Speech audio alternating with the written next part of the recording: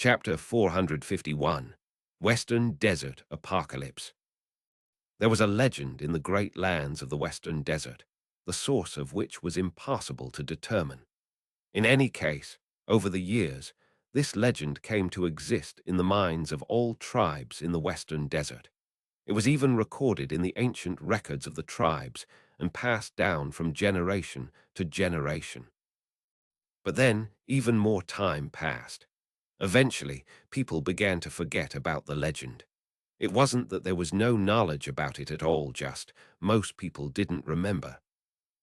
According to the legend, at a time many years in the past, the Western Desert was not a continent, but rather a sea.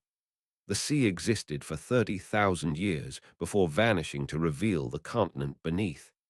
During that time, the Western Desert was not called the Western Desert, but rather a different name, the Western Sea. This sea was not the same color as the Milky Way Sea.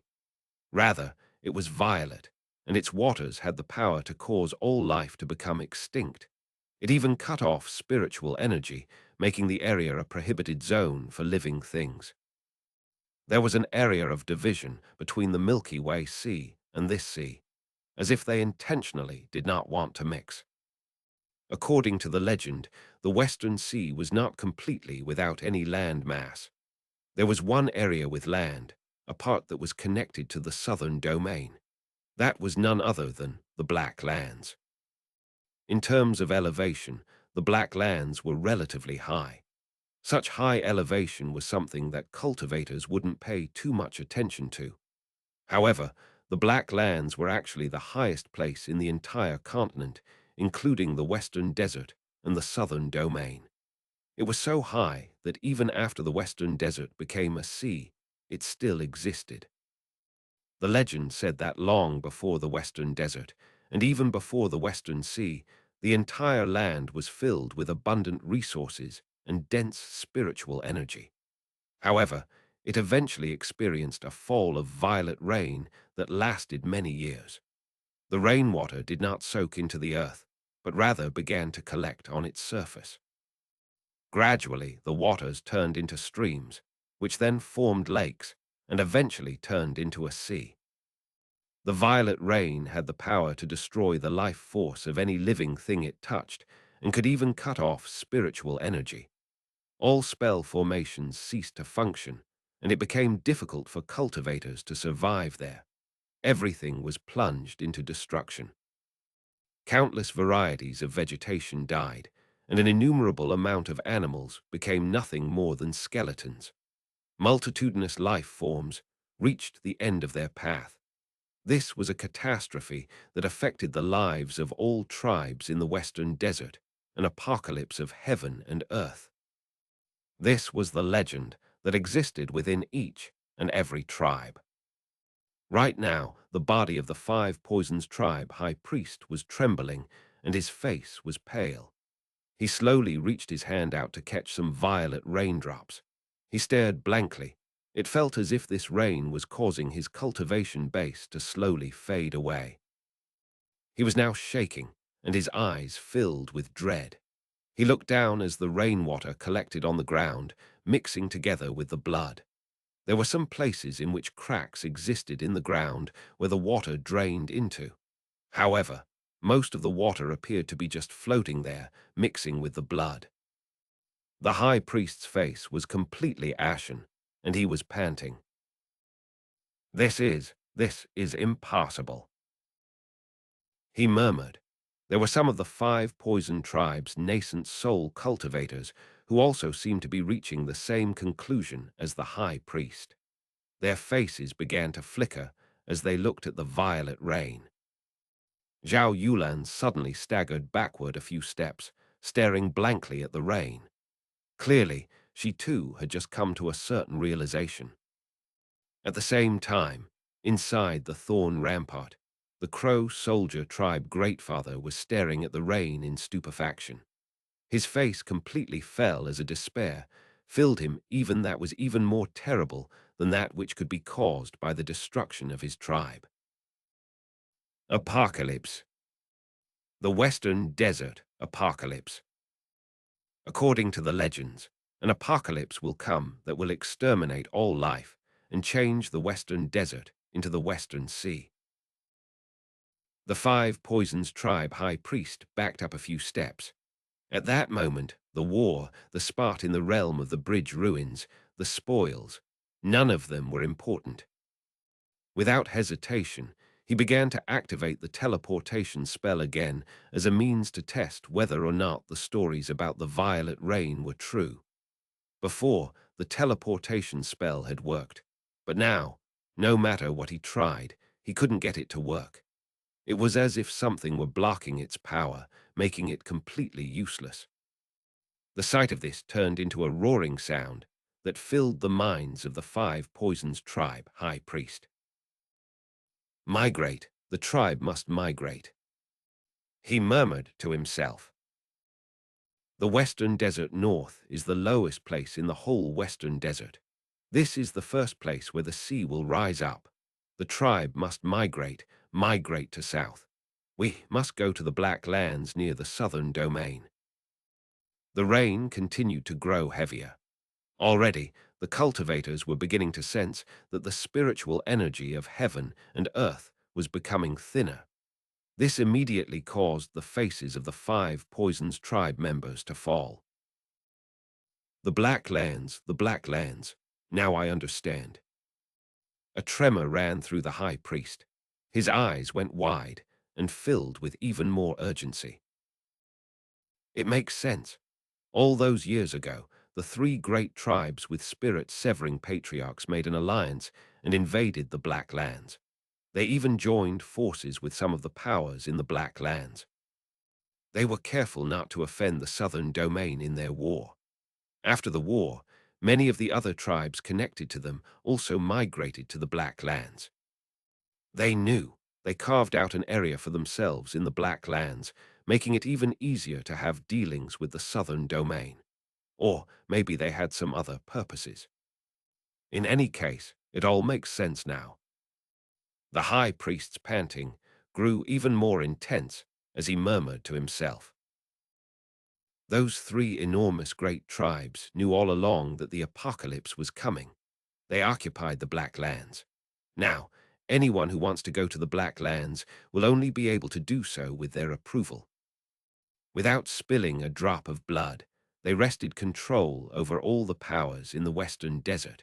They will be able to control the fate of thousands of tribes during the apocalypse. The high priest's eyes filled with anxiety. The Black Lands is small. There's no way it can hold all of the tribes of the Western Desert, but any who don't go there will be exterminated without a doubt.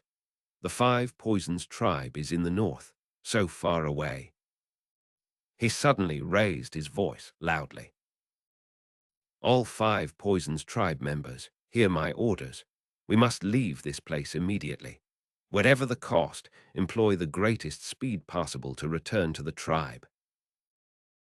This was a critical moment in which every bit of time was important. The war with the broken remnants of the Crow divinity tribes was now inconsequential. In fact, now he felt regret over having gone to war in the first place. The members of the Five Poisons tribe heard his words and gaped in astonishment. However, based on the ashen expressions of the various elders, they had guessed that something was going on. Without hesitation, they followed orders and flew up into the air. Soon, not a single member of the Five Poisons tribe was fighting. Nearly 20,000 cultivators and tens of thousands of neo-demons all roared through the air to disappear off in the distance. Zhao Yulan was amongst them. However, as she flew off, she looked back at the Crow divinity tribes and the protective thorn rampart, and her eyes filled with a sharp glow. You will pay tenfold for severing my arm, she thought. Then she turned and followed the rest of the Five Poisons tribe members off into the distance. After the Five Poisons tribe left, the thorn rampart slowly began to retract and disappear. Meng Hao rose up from his cross-legged position and looked off at the horizon.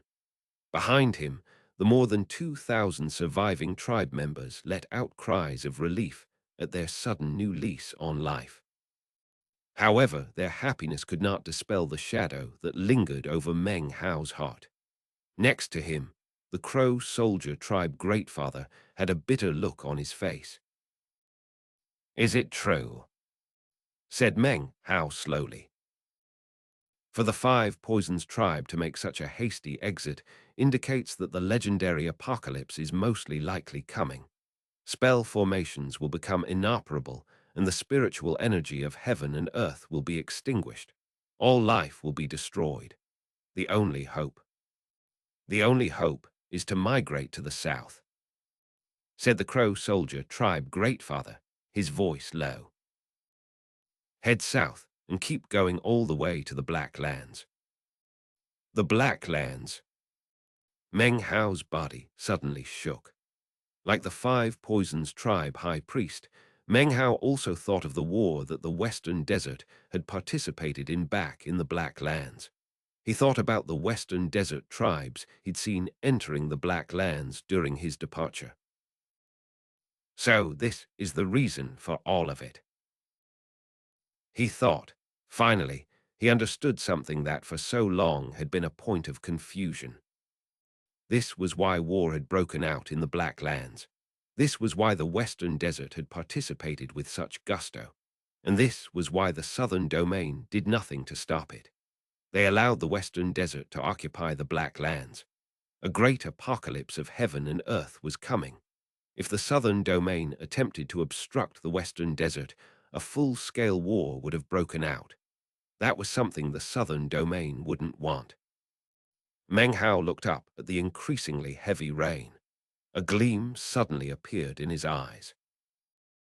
The spiritual energy of heaven and earth is being extinguished. All living things will be destroyed. The continent will turn into a sea. For me, it's not that bad. After the experience of using the East Pill Everburning flame to form my fire-type totem tattoo, I know that all things in heaven and earth exist on the path of the five elements and have the potential to give enlightenment. What better type of water could you use than a sea? And what better sea could there be than one referred to as the Western Desert Apocalypse? As for the spiritual energy of heaven and earth being extinguished, with the exception of the ultra-high-grade spirit stones, I've already gone for many years without absorbing it. That's why I've supported myself by consuming medicinal pills. Every time I attack, I must very carefully control the spiritual energy I use. Furthermore, I've constantly been improving my pill concocting skills. For the same reason, I was always inclined toward being a dragoneer.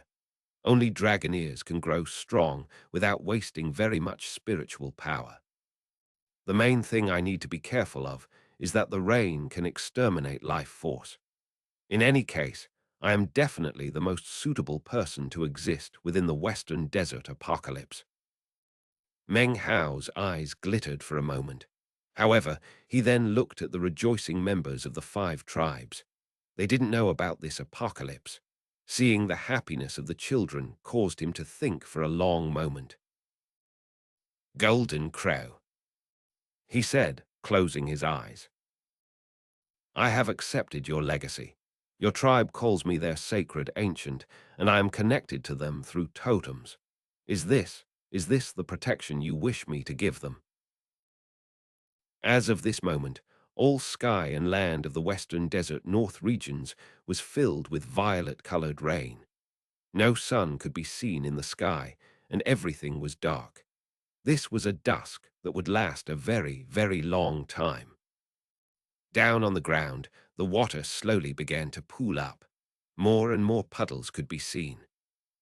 It wasn't just in the north region of the Western Desert. In the east, west, and south, it was just the same. Violet rain began to fall, and as it did, more and more cries of alarm could be heard. Hearts shook. The Western Desert Apocalypse was nigh. This chapter was sponsored by R. Moore, Brett Flowers, L.B., and Carter B. Chapter 452, Hope. Migration. Throughout the lands of the Western Desert, it took only a short period of time for a multitude of tribes to all reach the same bitter decision. To make such a decision was easier said than done. However, as far as the Crow divinity tribes were concerned, migrating was the same as death. Throughout the Western Desert, teleportation spells rapidly ceased to function. This was especially true of the low-lying Western Desert North, where vast amounts of violet rainwater was collecting. One could easily imagine how the rain which fell in the west, south, and east would flow down and accumulate within the north. The Western Desert North was definitely the first place that the sea would begin to rise. Had the 5 Crow divinity tribes not experienced the war with the 5 Poisons tribe, then they would surely have been powerful enough to migrate. Unfortunately, even including all the young children and elderly tribe members, their total population was now around 2,000. Considering that they used to have more than 10,000 tribe members, their overall power had been critically reduced. As of this moment, they only counted as a small tribe when compared to the rest of the Western Desert. Furthermore, because teleportation portals were no longer functional, and more than half of the tribe members were ordinary people with no cultivation bases, there was no way for the tribe to fly. They would be forced to travel on foot.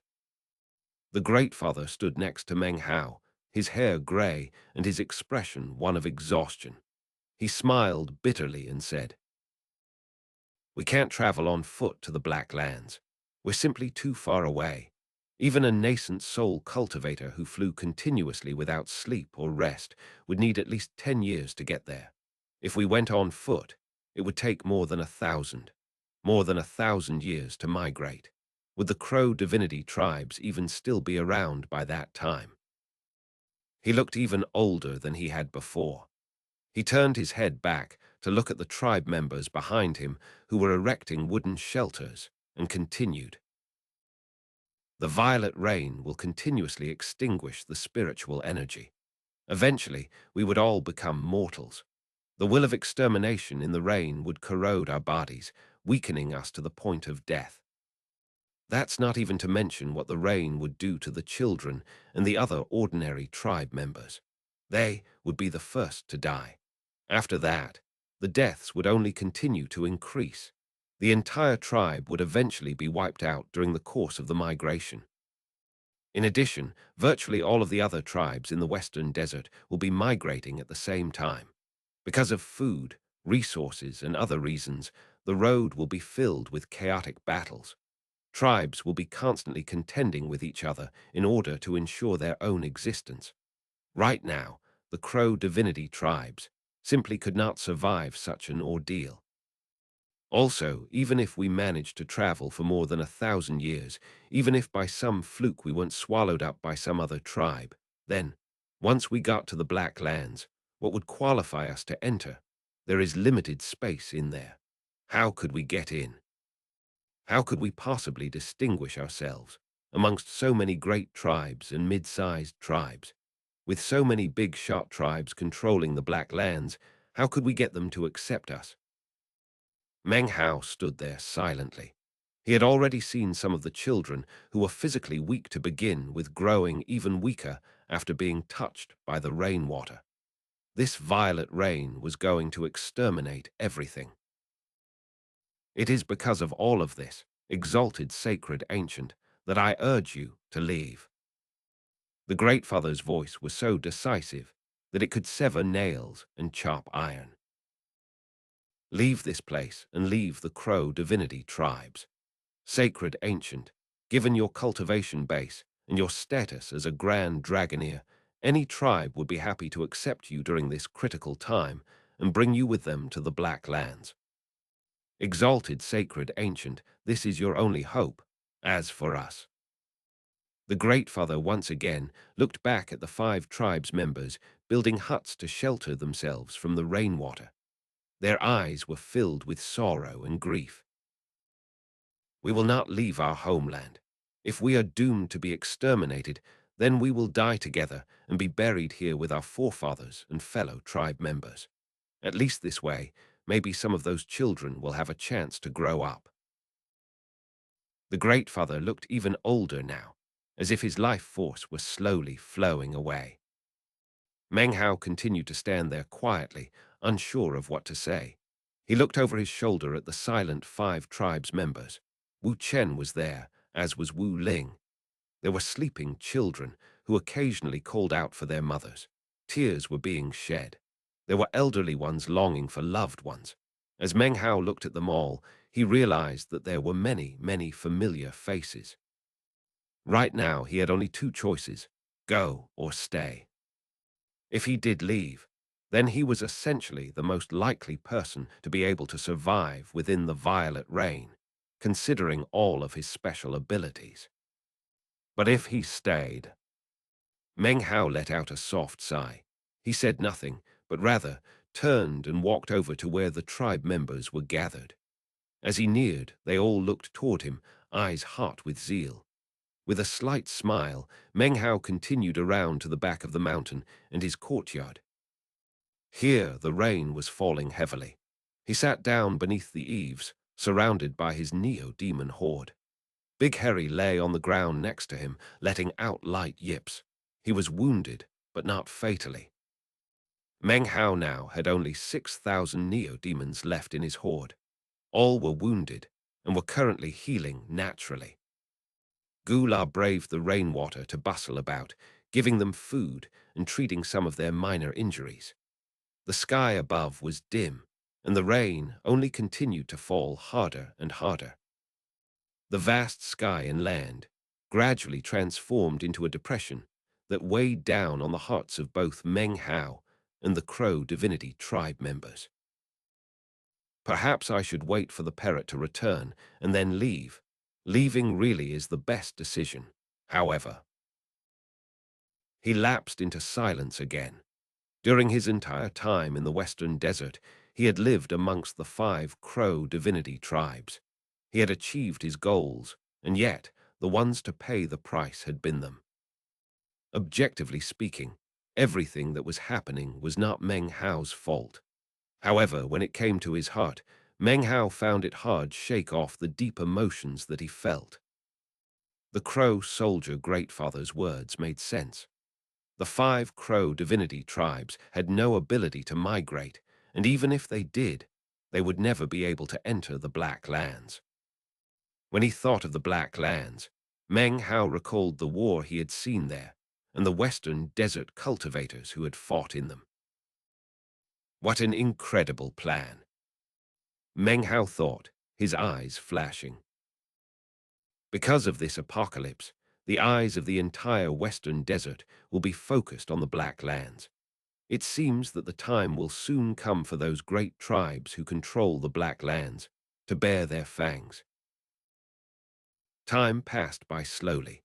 2 months were gone, and the violet rain never ceased to fall. It only grew harder. Meng Hao could no longer stay behind the mountain because it had already turned into a small stream as deep as one's knees. The 5 Crow Divinity tribes had moved to the top of the mountain peak. There, they built huts to shelter themselves from the rain. More than 2,000 people lived their lives silently inside these huts. Already, there were tribe members who were visibly weakening. Meng Hao sat cross-legged on the mountain peak, looking at the mountains off in the distance. They had once been green and verdant, but now they were a deathly dark gray. All of the vegetation had withered up and died. Every day, it was possible to see neo-demons running or flying away from within the deep mountains.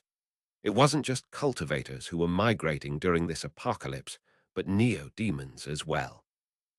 The land in many areas around had already turned violet. Streams flowed together to form rivers. It was easy to imagine how, after some bit of time passed, the rivers would merge together to form lakes. Eventually, the lakes would turn into a sea.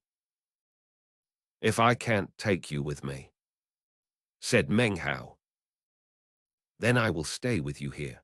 We will await death together. I will not allow the violet rain to bury you. The tombstone of the 5 Crow Divinity tribes should have all of your names carved on its surface." Meng Hao felt deeply melancholy, but he really could not think of any other options. The 5 Crow divinity tribes really had no hope to hold in front of them anymore. The Black Lands might count as hope. However, it was an intangible hope, a stagnant hope. Besides, the path to the Black Lands would be rife with countless other tribes, all charging toward the same destination. The 5 Crow divinity tribes would have much difficulty fighting for a place amongst all those other tribes. Maybe there is some other hope to be had, murmured Meng Hao, lifting his head up to look at the violet rain. More time passed. A month later, hope suddenly appeared one day. It appeared, not just for Meng Hao, but for all the members of the 5 Crow divinity tribes. That hope came in the form of a voice. The voice echoed out throughout the entire western desert, from north to south, east to west. It was impossible to say if it was a magical technique or divine ability, nor was it possible to determine the profundity of the speaker's cultivation base. The voice was archaic and ancient as it echoed out. To all fellow countrymen in the western desert, greetings. We are the Heavenly Court Alliance of the Black Lands, formed by the Great Heavenly Pursuit Tribe, Great Wild Flame Tribe, and Great Demon Butterfly Tribe. This is our first public announcement to all cultivators in the western desert. Meng Hao looked up. The Crow Soldier Tribe Greatfather suddenly opened his eyes from meditation. All of the tribe members gazed out at the sky. At this moment, all tribes in the western desert stopped what they were doing. Some were like the Great Scorching Ice Tribe, currently on the road in the midst of migration. Others were camped out, resting. Others, like the 5 Crow divinity tribes, had decided to return to the dust in their homeland. All cultivators in the western desert began to tremble as they looked up to the sky. Everyone, even the 5 Poisons tribe. Everywhere, west, east, north, and south. All members of all tribes looked up. The violet rain has come, and the Western Sea apocalypse is here. This violet rain will exterminate all life and extinguish all spiritual energy. At the moment, roughly 90% of teleportation portals in the great lands of the Western Desert are not functional. There is only one hope for life amidst this great apocalypse, and that is the Black Lands. Thankfully, many years ago, the Heavenly Court Alliance enacted plans to carve out a suitable place for Western Desert tribes to survive within the Black Lands. Naturally, the space is limited, and not all tribes will be permitted to enter. Furthermore, we do not have the right to decide who is most qualified to do so. Therefore, we will give all of you a chance to find a demon spirit. According to information gleaned from the augury of the Heavenly Court Alliance, as well as details recorded in countless ancient records, we know that whenever the Western Desert turns into a sea, heaven and earth experience changes. Demon spirits emerge in the great lands of the Western Desert, no more than 10 of them. Any tribe who appears outside of the Black Lands with a demon spirit will be qualified to enter the Black Lands. We will only accept demon spirits.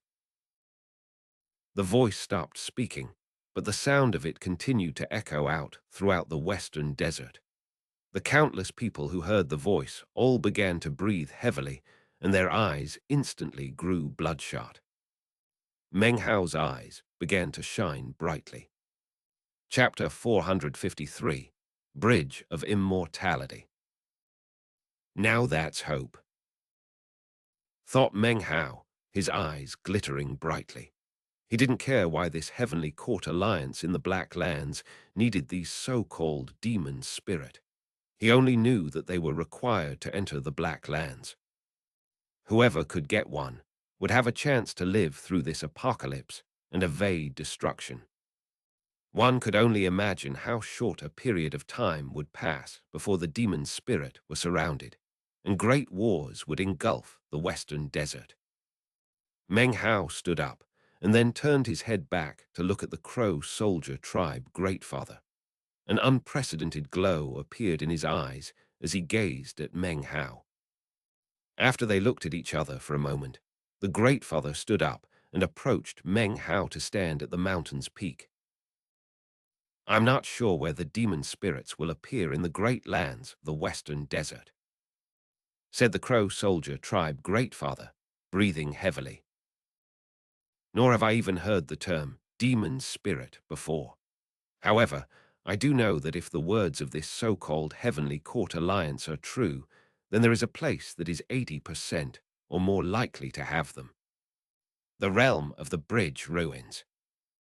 Meng Hao nodded, and his eyes glittered as he stood there thoughtfully for a moment.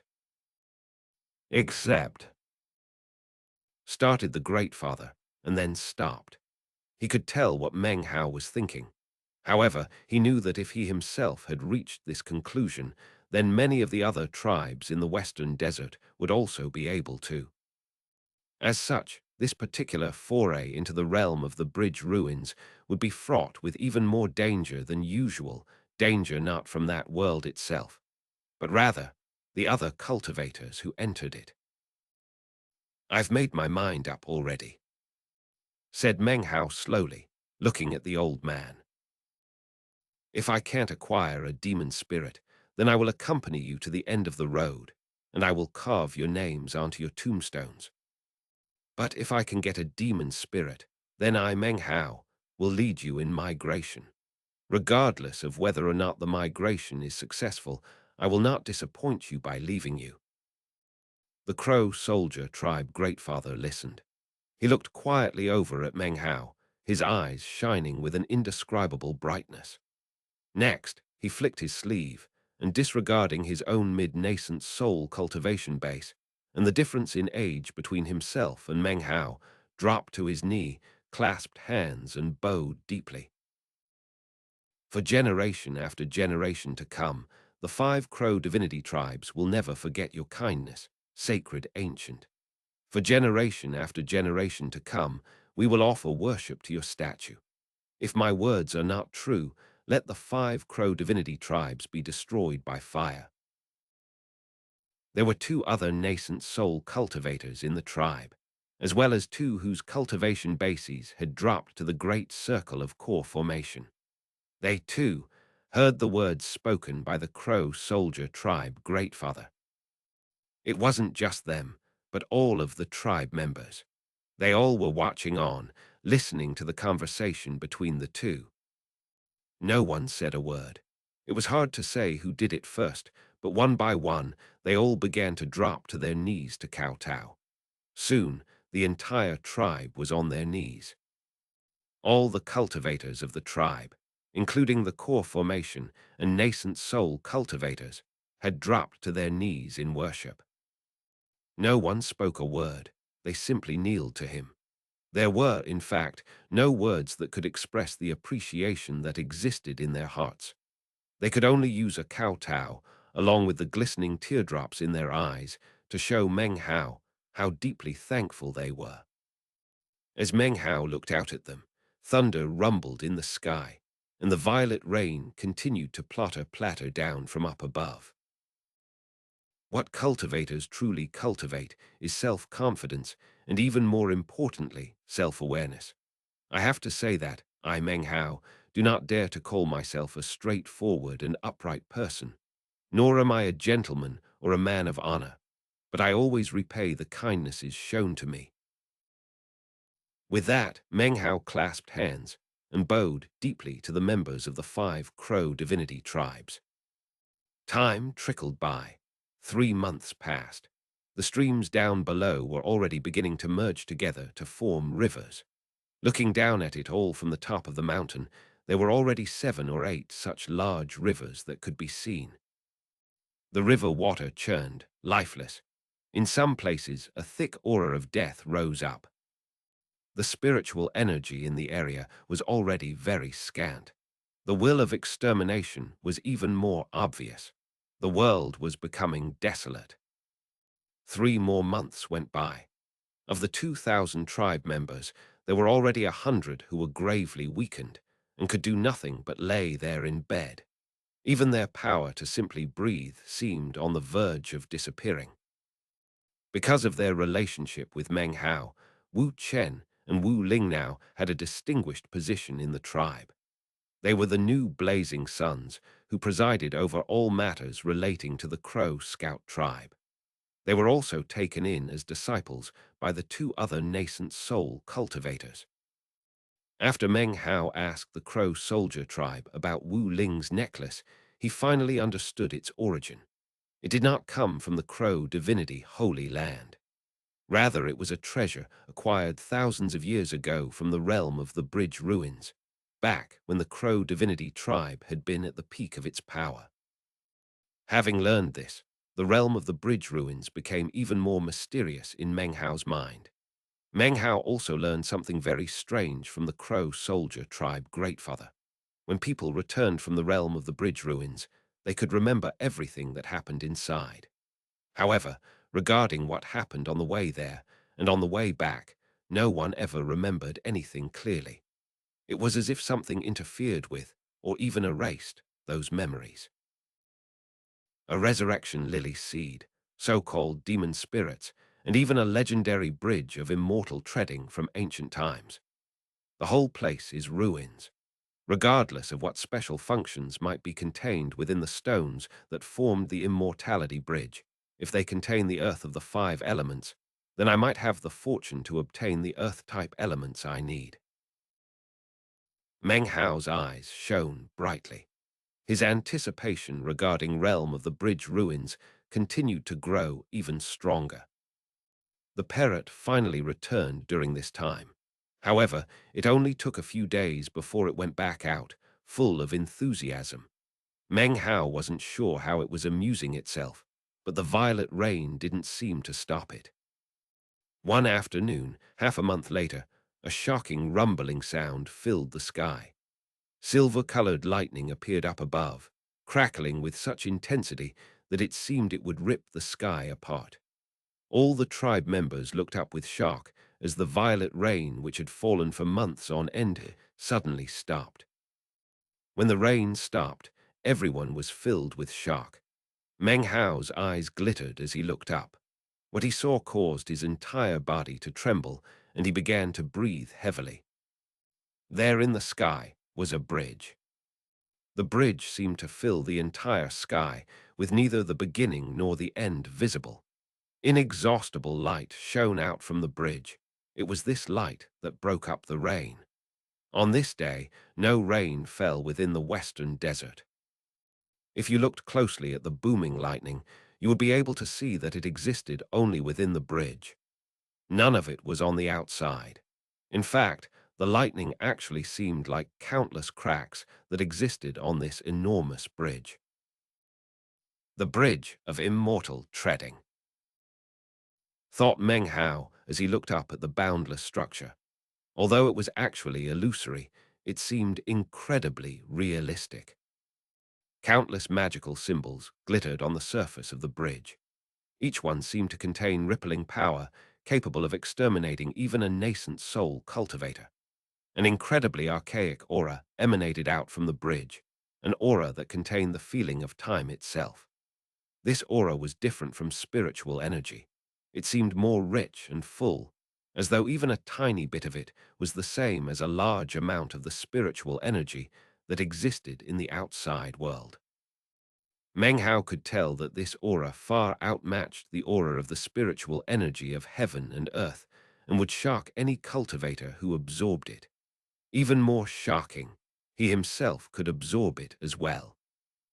This caused Meng Hao's mind and heart to reel with incredible intensity. The shocking light cast by the bridge expanded out for tens of thousands of meters in all directions. It spread out over the entire sky, making it seem almost as if a curtain was opening up to reveal a starry sky. Meng Hao panted as he looked up at the stars. He was certain that this starry sky was the true world that existed outside of South Heaven. It was at this moment that an indistinct figure suddenly appeared on top of the bridge. It was a woman wearing a long robe. Her features weren't clearly distinguishable, and her body shone with a brilliant glow. She looked down at the lands below her, then lifted up her slender hand. A strangely shaped stone appeared in her hand, which seemed ordinary, lacking any special features. The woman tossed the stone out in front of her, where it floated in the air. The Crow Soldier Tribe Greatfather stood next to Meng Hao. To step onto the bridge, seize the immortality bridgestone. He said urgently. Then you may enter the realm of the bridge ruins. To return, you must also use the same stone. As for how to enter and leave the bridge, Meng Hao had learned the details earlier from the Crow Soldier Tribe Greatfather. Meng Hao looked up into the sky with glittering eyes. He waved his right hand, and suddenly the thorn rampart vine appeared. It circled around the Crow divinity tribes, piercing into the rocky mountainside. With it in place, the Crow divinity tribes would be protected in the days after Meng Hao left. No migrating tribes would be able to raid or attack them. Meng Hao was aware that ordinary dragoneers were not able to enter the realm of the bridge ruins. The reason for that was because neo-demons were incapable of existing there. This point had only been revealed to him apologetically later on by the Crow Soldier Greatfather. The instant that Meng Hao saw the bridge of immortal treading, he could sense an aura that repelled neo-demons. It was as if the bridge was designed for the immortal ascension of cultivators only, and not immortal demons. Although it had been destroyed, its primary laws still remained. As such, Meng Hao left his neo-demon horde behind within the 5 Crow divinity tribes. He took a deep breath and then flew up into the sky. He transformed into a beam of light that shot up toward the bridge of immortal treading. Below, the more than 2,000 tribe members watched him go. Meanwhile, across the rest of the Western Desert, people flew up into the air from the other 20 or more tribes qualified to enter the realm of the bridge ruins. The representative from the 5 Poisons tribe was there too. It was none other than Zhao Yulan. Her right arm had been restored, and she wore a white robe. She looked incredibly beautiful as she flew up toward the bridge of immortal treading. Although it appeared as if there were only one bridge, in fact, identical bridges appeared above each and every qualified tribe. None of the participants could see any of the others. The only thing they could see was the woman on top of the bridge and the immortality bridgestone in front of her. In different areas, different people all shot up into the sky. Meng Hao suddenly appeared directly in front of the woman. He reached out and took hold of the immortality bridgestone. The instant he did, a buzzing sound filled him. It felt as if something had grabbed his body, and he was suddenly shooting forward at incredibly high speed. This chapter was sponsored by Anthony Federico. Chapter 454, Demoness Xianxia. Meng Hao wasn't the only one experiencing such a thing. The exact same thing happened to everyone from all the other tribes. The woman in front of them did not seem to be a cultivator, but rather something more like a puppet. As for the bridge, it had turned into something like a flying shuttle, carrying them off to some other location. No life force whatsoever could be detected coming from the woman. In fact, if you observed how she moved, it seemed stiff. In Meng Hao's estimation, she must not be a real person, but a puppet, another mysterious aspect of the bridge of immortal treading. As he whistled through the air, Meng Hao saw 20 or more figures appearing around him.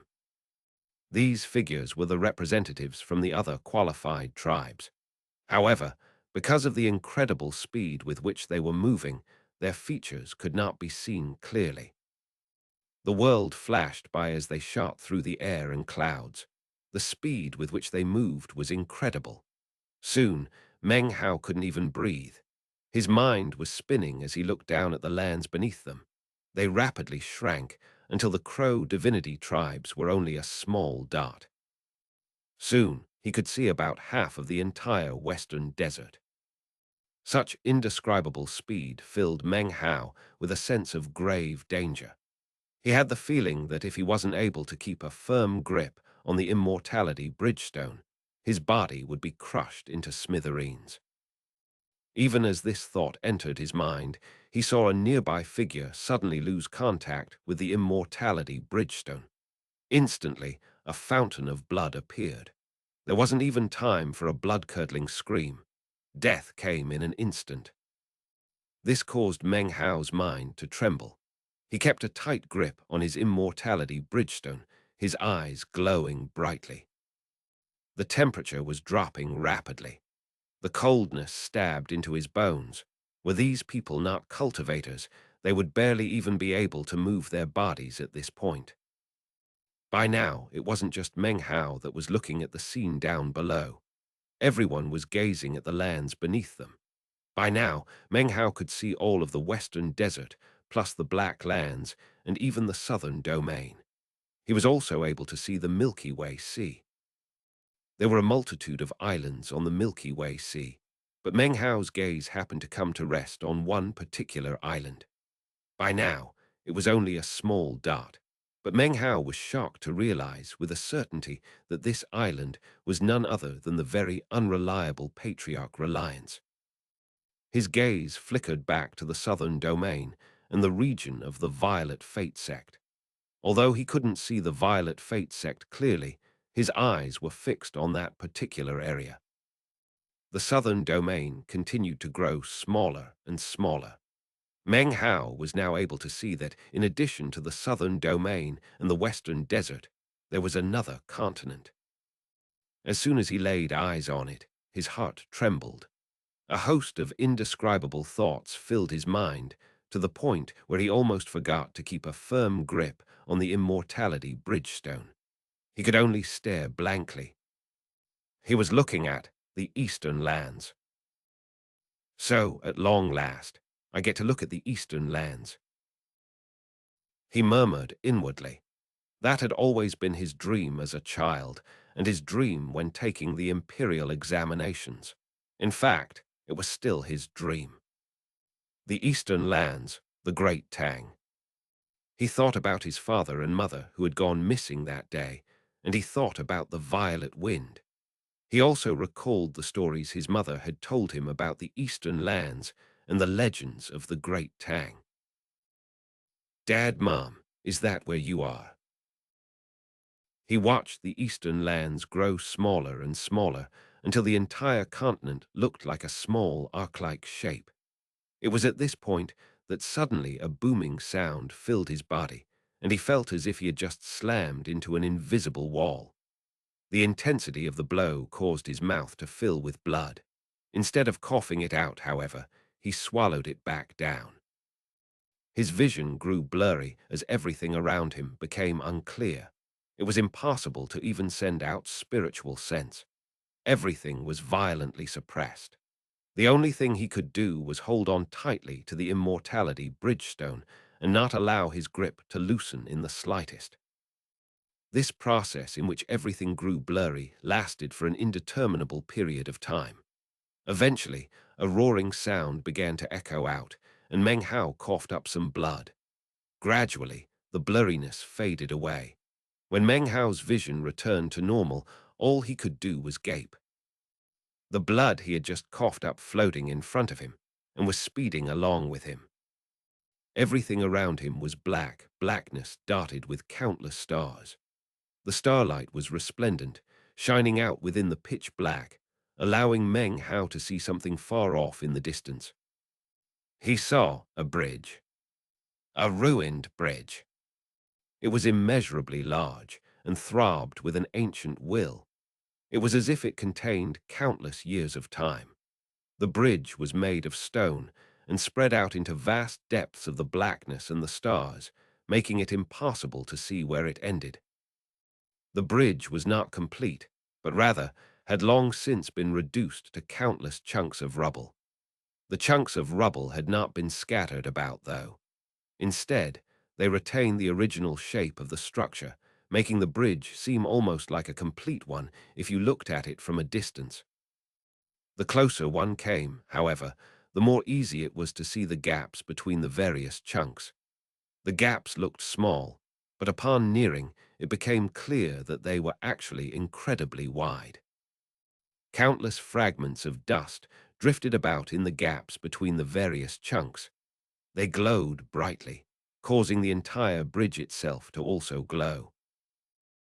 The bridge of immortal treading, murmured Meng Hao inwardly. Even as he neared the bridge, something shocking suddenly neared his field of vision. 8 dark, blurry figures suddenly appeared up ahead, surrounding the puppet-like woman. As soon as they did, their cultivation bases began to emanate ripples. The ripples far exceeded anything that Meng Hao could ever have imagined, and gave him the same feeling he'd gotten from the immortal who had fallen out of the heavens that year. These 8 figures were immortals. As these 8 immortals appeared up ahead, surrounding the woman, they all began to attack. Everything around them trembled as a blinding light appeared, filled with an indescribable feeling of extermination.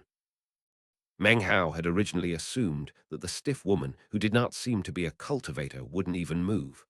However, it was at this point that countless ripples suddenly emanated off of her body, spreading out to slam into the divine abilities of the other 8. As a booming sound echoed out, Meng Hao and all the other cultivators who were holding stones in their hands coughed up blood. Although they couldn't see each other clearly, it was possible to sense the shock and injury being experienced by the others. She's not a puppet, thought Meng Hao, shock filling his heart. At the same time that the boom echoed out, something like a fierce gale swept across everything. Meng Hao's body did not feel stable, almost as if he were not capable of holding onto the immortality bridgestone anymore. The glow in the area began to flicker and darkened by about half. Damn it, thought Meng Hao, his fury burning. This was all he could do, however, rage inwardly and hold on tightly to the immortality bridgestone. The booming caused the 8 to be sent tumbling backward.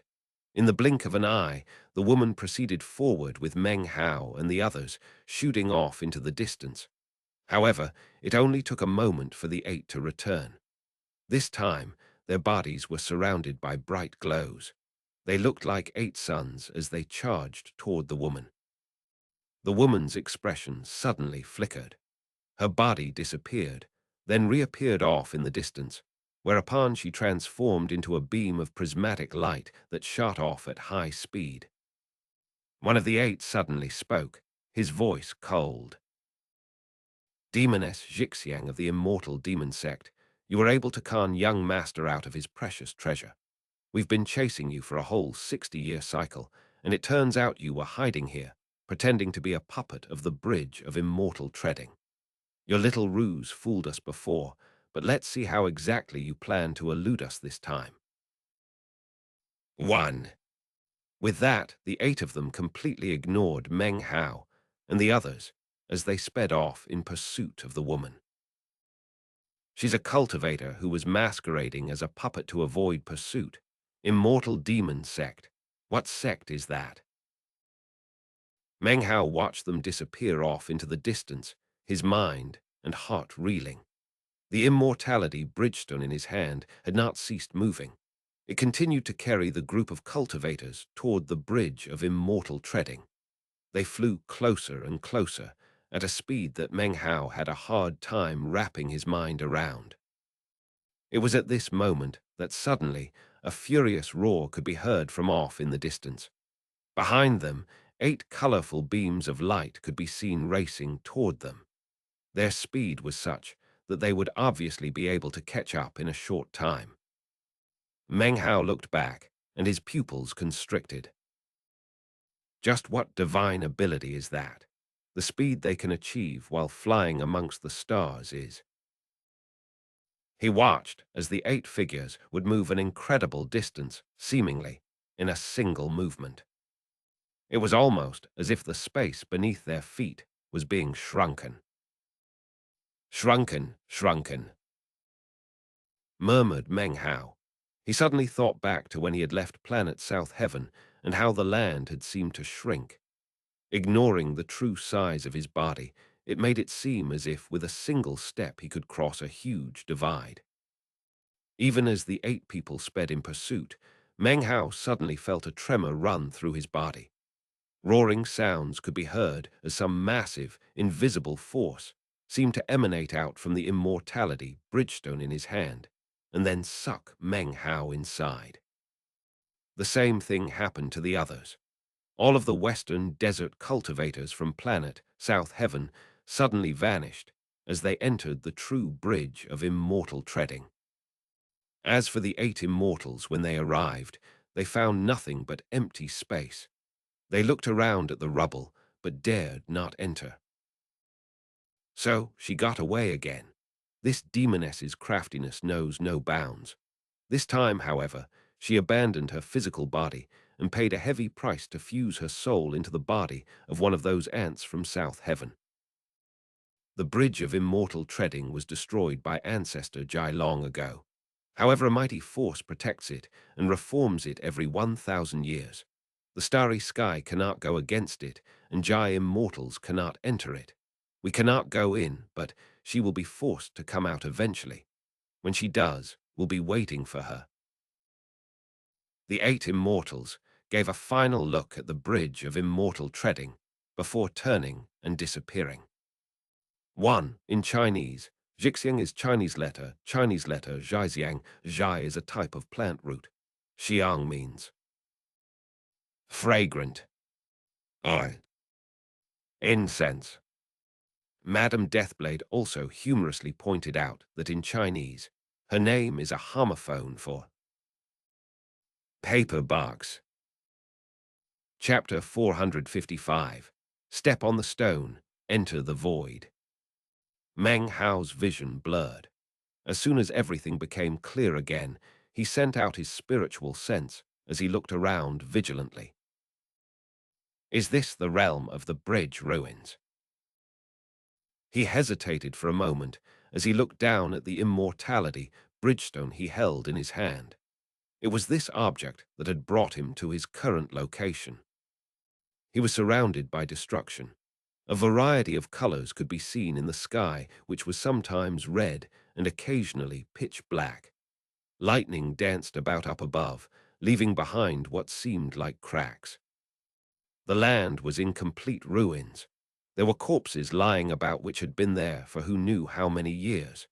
Vestiges of the passage of time could be seen everywhere. Where he stood now was apparently once a city. An aura of death filled the air.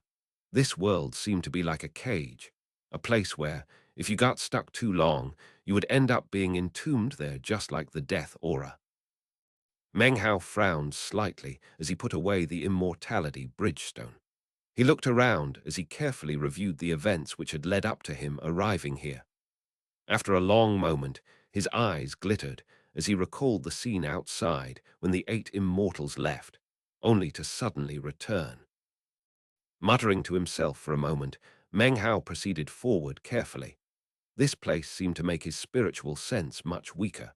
It was difficult to see very far in any direction. In fact, his range now seemed to be limited to about 1,500 meters. Looking up at the lightning in the sky, Meng Hao dispelled any notions of flying up.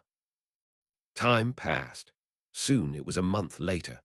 During that time, Meng Hao had been able to explore about half of the entire location. He encountered no other life forms, including any of the other cultivators from the Western Desert.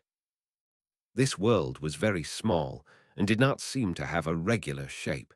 Its borders were formed by jagged edges, beyond which was nothingness. Meng Hao currently was standing on one such border. In front of him was pitch blackness, gloomy and cold. It seemed capable of swallowing up anything and everything as it surrounded this region. Muttering, Meng Hao lifted up his hand and made a grasping motion. A nearby rock immediately flew up into the air and landed into his hand. He tossed it out toward the blackness. As soon as it touched the blackness, it bounced back to land in Meng Hao's hand. He looked down at the rock and noticed that the part that had touched the blackness looked as if it had been sliced with a knife. It was completely flat and smooth. Meng Hao's frown deepened as he slowly backed up. This black void gave him a sense of incredible danger. He could only imagine what would happen to his body if he happened to run into the blackness. Something's not right. If this is the realm of the bridge ruins, then why am I the only person here? Besides, this place seems too small. Furthermore, there is none of the celestial soil that the Crow soldier tribe Greatfather mentioned. Other than the ruins of that city, I haven't seen any of the remains of the bridge of immortal treading. Meng Hao turned to once again continue his careful explorations of this world. By the time another half-month went by, Meng Hao's face was grim. He stood in the very center of the world, looking at a stone stele. The stele was cracked, but not broken apart. It was in relatively good condition, and on its surface could vaguely be made out some rather large characters. "Harmony City," said Meng Hao softly. A ponderous look appeared in his eyes.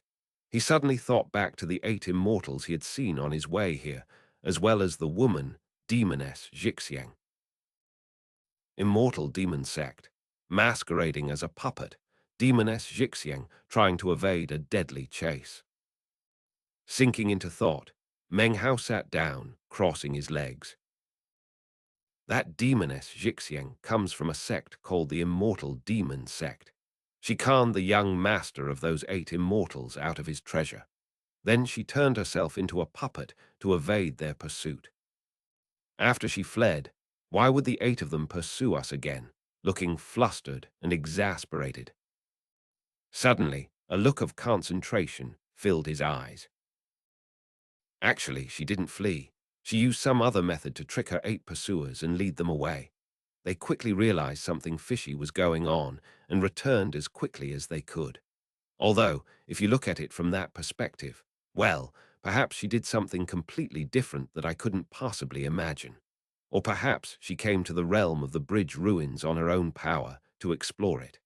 The final possibility is that she is actually among us, cultivators who came from the western desert. Meng Hao sat there silent and unmoving. This demoness was someone who was being chased by 8 immortals and clearly had a sublime cultivation base. A person like this was someone that Meng Hao had no desire to provoke. There was little need for further analysis. Meng Hao determined he would need to be vigilant and on the lookout. Although the western desert cultivators seemed to have been scattered, he had the feeling that his third guess was the most likely one to be true. Who is she hiding with? Thought Meng Hao. Suddenly, he looked up into the sky to see a dark figure approaching at high speed. This dark figure was not a cultivator, but rather an enormous rock. The rock was no less than 2,000 meters wide. It whistled down from up above, causing lightning to spring up wherever it passed, and shattered the air. It seemed as if some incredible crushing force were descending. It moved with incredible speed as it bore down. A huge pressure formed, causing the land to shake. Meng Hao's pupils constricted, and he was just about to retreat when he suddenly sensed that this 2,000-meter wide rock was actually not going to strike into the world he was in. Actually, it became an arc, changing directions and shooting off into another area of the sky.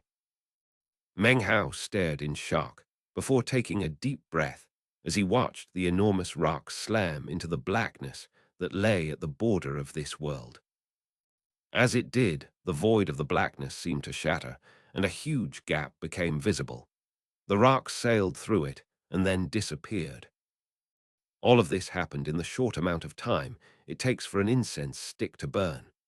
Meng Hao had little time to think about the matter. When the rock disappeared into the black void, his pupils constricted, and his mind felt as if lightning were crashing around inside of it. He suddenly thought back to when he had been approaching the bridge of immortal treading, and had seen the gaps between the various bridge stones and the dust therein. That 3,000-meter rock was one of the countless pieces of dust that I saw earlier. They are constantly flying about in the gaps between the stones, which make up the bridge of immortal treading.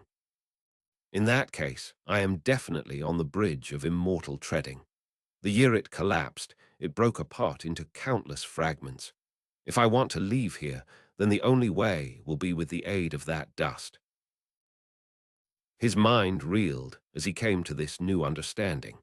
He took a deep breath as he sat down cross-legged to wait quietly.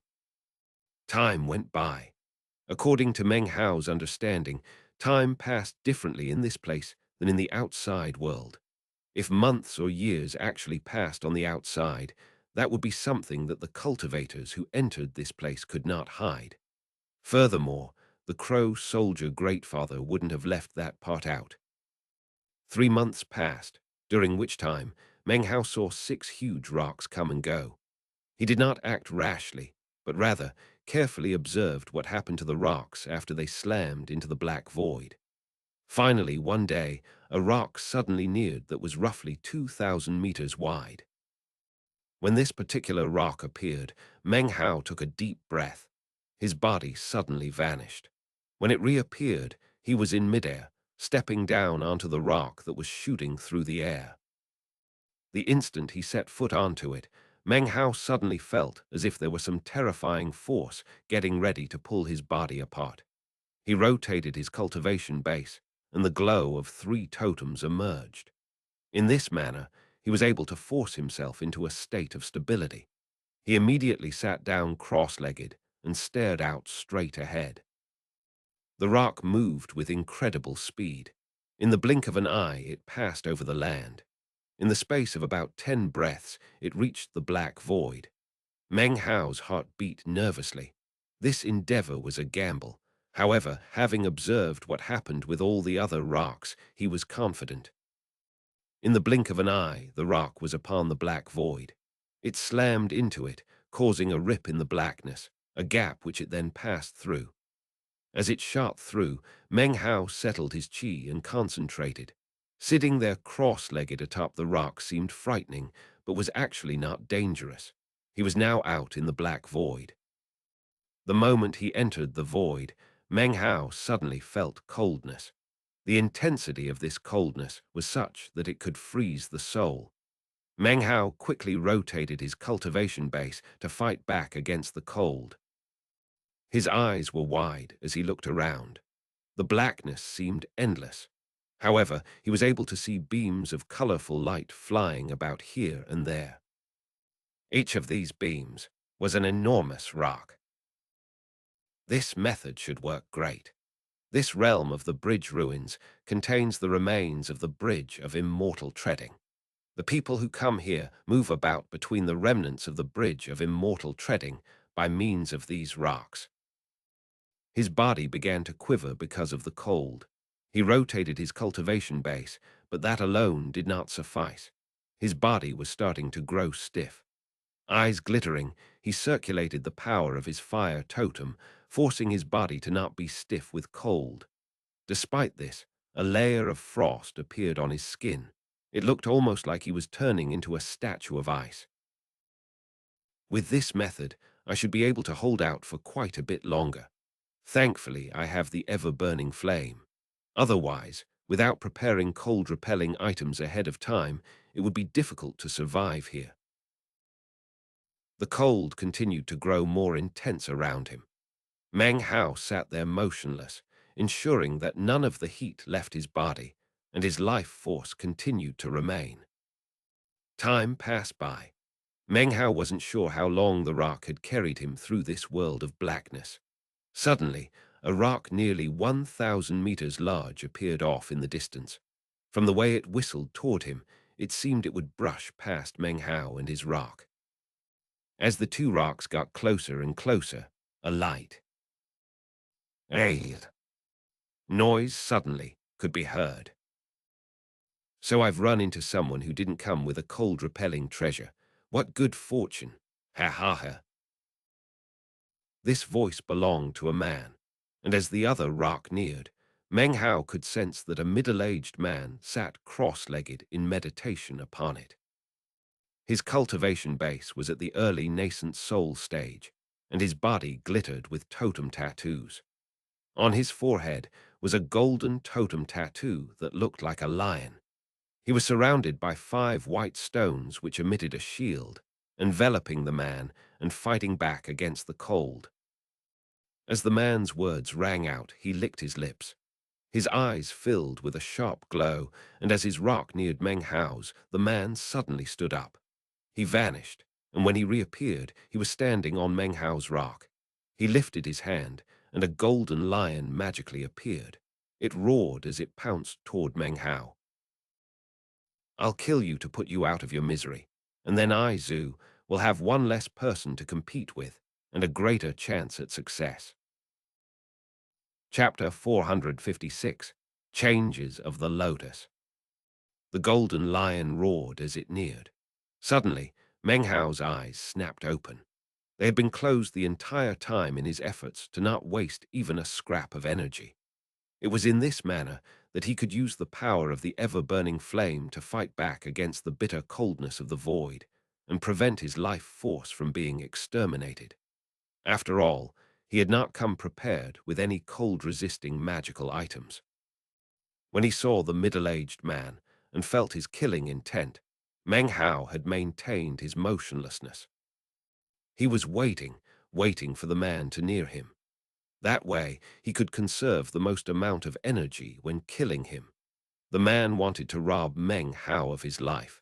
How could Meng Hao not prepare to take the man's cold-resisting treasure after that? Almost the same moment that Meng Hao opened his eyes, he sprang into motion. His body immediately disappeared, then reappeared next to the man. The man's face filled with surprise as he realized that his previous assessment of the situation was incorrect. Meng Hao's sudden movement proved this. His soul hasn't been frozen by the cold, the man thought, his scalp growing numb. The ice on his body isn't fake. Neither is the cold emanating off of him. That's impossible to fake. In that case, he really doesn't have a cold-resisting magical item. But without that, how could he possibly stay alive?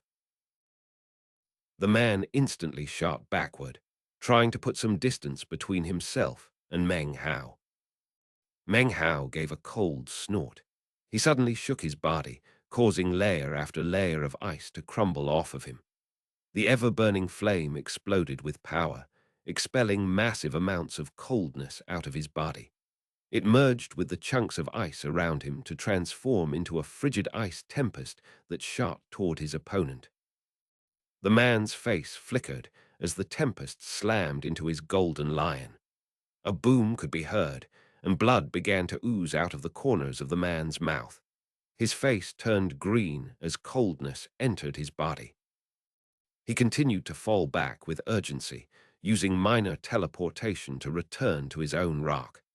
However, even as he reappeared, Meng Hao also popped into being on the same rock. He lifted his right hand, causing the lotus sword formation to appear. The power of time rotated out explosively. As it neared the man, his face fell, and he slapped his bag of holding.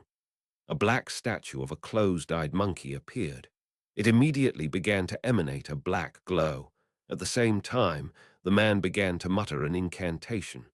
Suddenly, the statue opened its eyes to reveal a bloodthirsty gleam. The man's expression became savage, and he said, "Statue, kill this, huh?" Suddenly, his expression changed, and his body began to tremble. His hair immediately turned white, and his skin began to dry up and wither. It was as if countless years had passed by in an instant. This. The man was panting as he once again retreated. Without hesitation, he spit out some hot blood and used its power to try to get out of range of the power of the lotus sword formation. Unfortunately, he failed, and his body continued to wither. During this critical moment, his eyes filled with despair. He suddenly lifted his hand up and leveled a blow against his own head. A boom could be heard as his nascent soul suddenly emerged. It used a minor teleportation to attempt to get out of range of the lotus sword formation. "What magical item is this?" he said, his voice shrill and filled with an unprecedented level of terror. His nascent soul began to shake violently. It wouldn't be able to survive very long in the bitter cold. As for his physical body, it died in the blink of an eye, transformed into nothing more than ash, obliterated by time itself. All of this takes some time to describe, but actually happened faster than the spark flying off of a piece of flint. The power of the lotus sword formation was vastly increased in this place. Not even Meng Hao had been aware that something like this would happen. He stared in shock. It took him only a moment to come to his senses, though. With a cold snort, he moved forward and grabbed the man's bag of holding, including the monkey statue, which the man had only half activated. He also collected up the 5 small, white rocks. Then he flashed an incantation gesture with his left hand, causing the lotus sword formation to return. After that, his body flickered as he returned to his 2,000-meter wide rock. He looked back at the middle-aged man's nascent soul, and the killing intent in his eyes faded. "Fellow Taoist, save me," he said, his voice shrill with fear. "I'm from a sub-tribe of the Western Desert's great Goldenroar tribe. What happened just now was a misunderstanding. The man's nascent soul trembled. Cracking sounds could be heard as ice began to form on its surface. The 2 rocks were only temporarily near each other. As of this moment, they were now moving apart, each one heading off in a different direction. Meng Hao realized that taking the time to kill the man completely would be a waste, and as such, had returned to his own large rock. The man now only had his nascent soul left, and no cold-resisting treasure. He would die for certain. Therefore, Meng Hao did nothing. He sat down cross-legged on his large rock. He then took out the 5 small rocks and studied them for a moment. He was about to erase the branding seal on them when it suddenly began to fade away on its own. Meng Hao looked thoughtfully back toward the smaller rock, which was disappearing into the void. The middle-aged man's nascent soul was now completely frozen solid. The cold in this void is shocking, thought Meng Hao, quickly branding the small stones to himself. Immediately, a glow appeared, surrounding Meng Hao and reducing the cold by more than half. Meng Hao let out a sigh of relief. Now, his confidence in being able to proceed through the void on this large rock was even greater.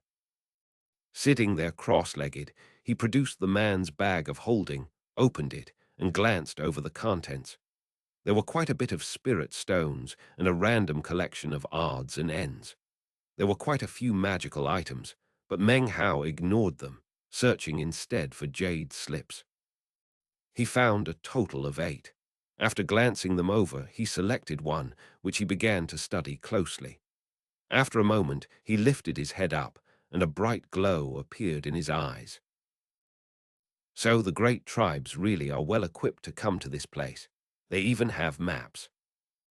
The jade slip he held in his hand contained a simple map. The map depicted 4 locations in which the fragments of the bridge formed large land masses. One of them was the place that Meng Hao had just come from. It seems this guy was heading toward Harmony City. However, I explored the place thoroughly and didn't find anything unusual. Meng Hao frowned. He continued to look through the bag of holding, eventually pulling out a jade box. The box emitted a soft glow. Meng Hao didn't open it immediately, but studied it closely to make sure there wasn't anything dangerous about. Finally, he opened it, whereupon a dense qi sprang out. The qi contained a medicinal aura that seemed capable of moving his spirit. In addition, it gave him an indescribable feeling that was similar to ultra-high-grade spirit stones, except even stronger. After taking only a single breath, Meng Hao's spirit was shaken, and his skin went tight. Inside of the box was a finger-sized clump of black soil, which was where the powerful qi was emanating out from. After examining it closely, 2 characters sprang up in Meng Hao's mind. Celestial soil. His eyes glittered as he examined it. After doing so, he was now certain that this soil did contain the power of the 5 elements. Too bad there's so little. If I had a lot more, I could use the same method I used with the fire-type power to make my own earth-type totem. Meng Hao's heart was beating as he closed the box and then put it away. If I want to get more celestial soil, it will require robbing others. Well, then rob I shall. His eyes filled with determination. To Meng Hao, the matter of forming his Earth-type totem was just as important of a reason for coming to the realm of the bridge ruins as was acquiring a demon spirit. He looked out into the void and began to recall the shocking power of the lotus sword formation earlier. The power just now far exceeded the ordinary power of time. It was able to cause a nascent soul cultivator to abandon his physical body in the blink of an eye. It made time pass so quickly that even minor teleportation wouldn't work. The only way for him to get away was to cause his nascent soul to emerge. Just now, the lotus sword formation emitted time power equivalent to 1,000 years.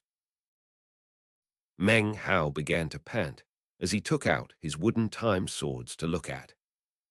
No matter how he studied them, however, they appeared normal.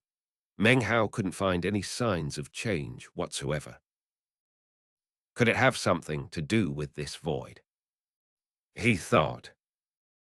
Or is it because, as I speculated, time flows differently in the realm of the bridge ruins than outside in the western desert? After thinking about the matter for some time, Meng Hao couldn't come up with any more clues. Nonetheless, his eyes flickered with a bright glow. If he could figure out the true reason for the increase in power, then maybe he would be able to cause the lotus time formation to permanently increase its power. In any case, even if it only has this effect in the realm of the bridge ruins, it's still an incredible advantage for me. Meng Hao put away the wooden time swords and looked out into the black void. Up ahead, a large land mass was approaching.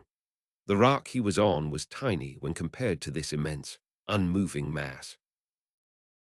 "I'm here," said Meng Hao, rising to his feet. The jade slip he had acquired from the man had a description of the location up ahead. Just like the place Meng Hao had come from, this was one of the broken remnants of the Bridge of Immortal Treading. Of course, the Bridge of Immortal Treading was incredibly massive, so each of the tens of thousands of fragments were so large they were like continents. Meng Hao's 2,000-meter wide rock shot rapidly through the void toward the giant land mass, emitting a piercing shriek. Meng Hao once again sat down. He collected the cold-resisting magical item, once again igniting the ever-burning flame to battle against the suppressive cold. Closer, closer. A massive boom could suddenly be heard. Meng Hao felt the rock shaking beneath him, a tremor which ran up into his own body. The rock shredded through the void. As it burst through, a bright light suddenly became visible. Meng Hao instantly sent his spiritual sense out. Lightning filled the sky in this world, permeating it with cracks. However, as he looked around calmly, he realized that this world seemed more stable than the one he had been in before. Mountains rose and fell off into the distance. There were even lakes and rivers. The whole place was very large. From his vantage point up in midair, it seemed this land mass was probably about 10 times bigger than the previous one. As the rock whistled through the air, Meng Hao stood up and examined his surroundings. Suddenly, a look of concentration filled his eyes, and he frowned. Off in the distance, he could see 7 beams of light twisting through the air, locked in battle. Of the 7 people within the beams of light, the 2 highest cultivation bases were of the mid-nascent soul stage. Those 2 were fighting back and forth, causing rumbling booms to fill the air. As for the other 5, they were obviously allies of the 2 who were fighting. The 2 mid-nascent soul stage cultivators were both men. One wore a violet robe, the other a white one. Both were handsome and had extraordinary bearings. They continuously unleashed various divine abilities as they attempted to prevent the other from snatching a white glow that floated in the air not too far away from them. Within the glow, Meng Hao could see a finger-sized clump of celestial soil. This chapter was sponsored by Anthony Federico. Chapter 457, xianxia. At the same moment in which Meng Hao caught sight of this group of people, they also looked up into the sky at the 2,000-meter rock whistling through the air. They saw Meng Hao standing there atop of the rock, his hair whipping about, his face expressionless. His eyes shone with a bright light as he suddenly teleported from atop the rock to reappear about 30 meters away from the group. Meng Hao made a slight noise of surprise. He had originally intended to teleport directly next to the clump of glowing celestial soil. His appearance in this location seemed to indicate that something had interfered with his minor teleportation. Almost the same instant that Meng Hao reappeared, one of the seven, a ruddy-faced old man, gave a cold harumph. He waved his right hand, causing a red sea to magically appear. It shot up into the air and then began to descend as a red rain which roared toward Meng Hao. Since I can't teleport well. A bloody glow suddenly rose up around Meng Hao. It flickered, and then Meng Hao disappeared. Shockingly, when he reappeared, he was directly in front of the ruddy-faced old man. The speed with which he moved was astonishing, causing the old man's pupils to constrict. He fell back, raising his right hand up to summon another red sea. It almost looked like a sea of blood as it rolled around him. A booming sound filled the air as Meng Hao shot forward. Eyeless lava silk whizzed around him, emanating a silver glow.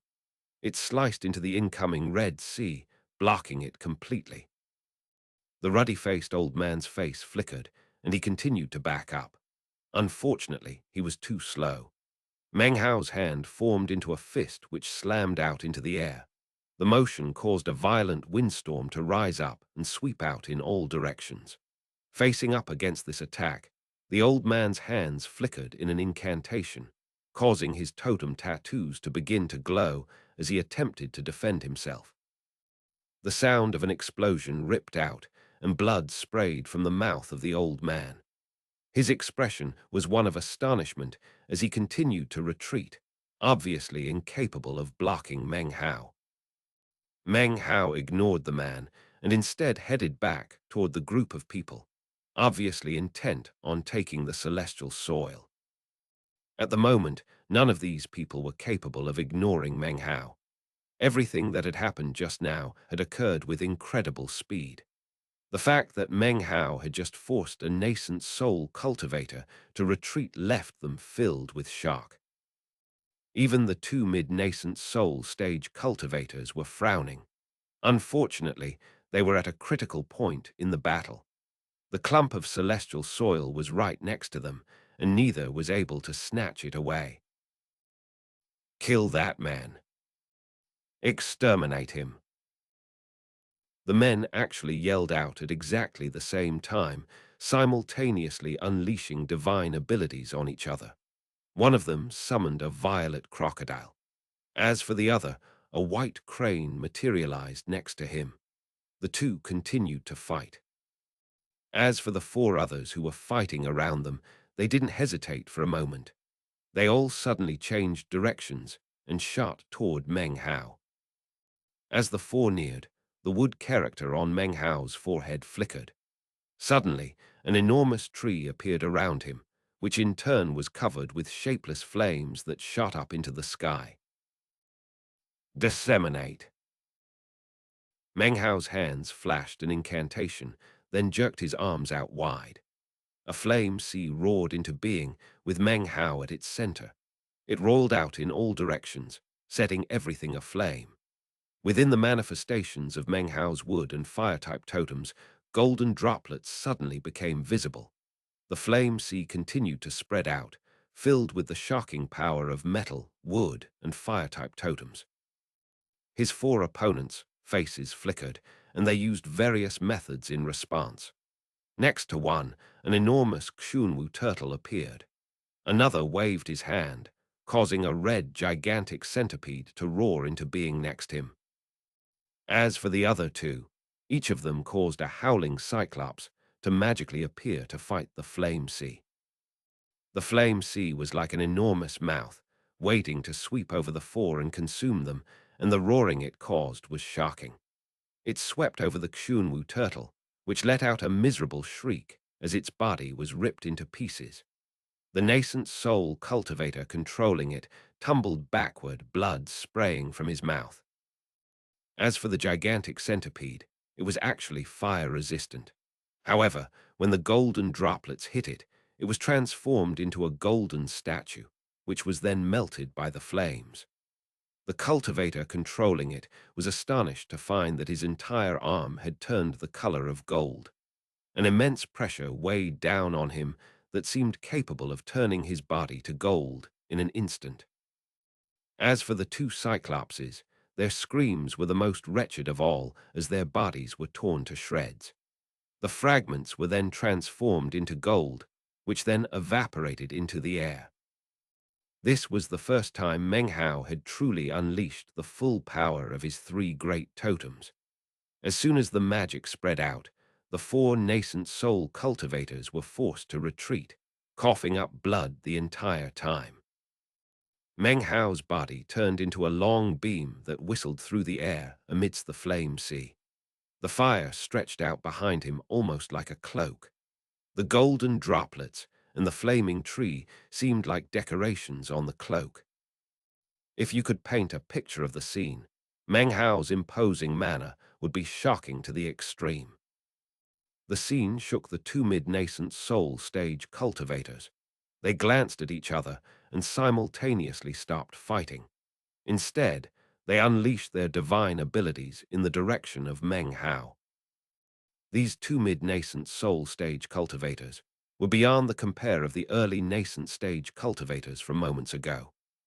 Both the fearsome totemic crocodile and the gigantic white crane instantly shot toward Meng Hao, emanating ferocious auras that mixed with the crushing weight of the mid-nascent soul stage to descend onto Meng Hao. Meng Hao's eyes glittered. Moments ago, he had been watching these people fighting over the celestial soil while he flew along on top of the 2,000-meter large rock. During that time, he had already formulated a plan for how to achieve his objective, which was not to kill these people, but to snatch the celestial soil.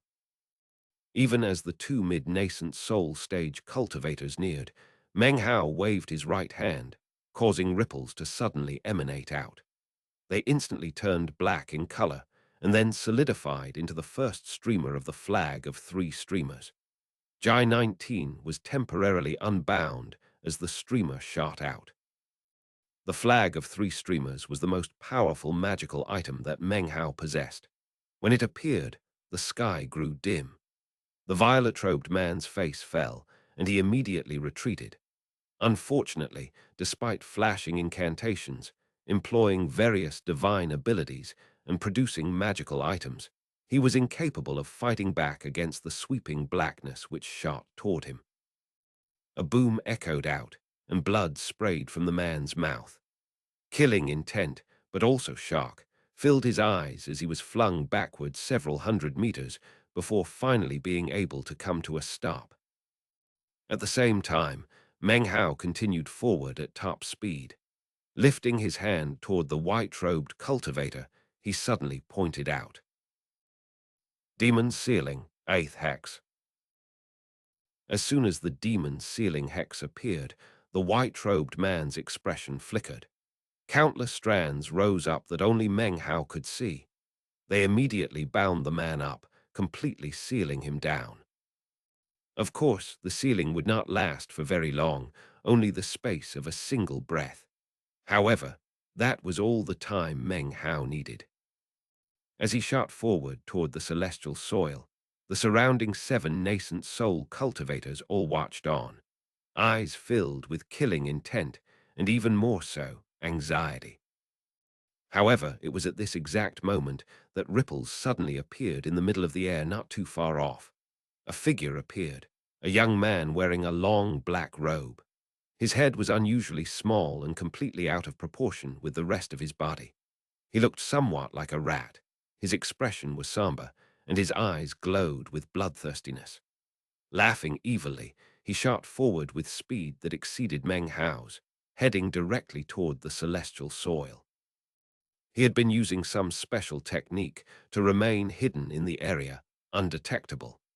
He had originally planned to wait until the two fighting parties were at a deadlock, and then suddenly make a move and wipe them all out. But then Meng Hao showed up. The way he swept the people aside was shocking, but also opened up a chance for this young man. Without hesitation, he made a decisive move. "Many thanks, fellow Taoist," cried the small-headed cultivator. "It would be impolite for Yu to turn down a gift like this celestial soil."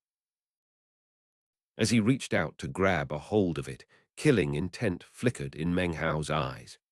The eyeless lava suddenly flew out. Its silk began to wrap around the clump of celestial soil at the exact same time that the cultivator Yu grabbed onto it. A bang could be heard as the finger-sized clump of celestial soil suddenly split into two pieces. One was dragged back toward Meng Hao by the eyeless lava. The other was grabbed by Yu, who immediately turned and shot off in the other direction.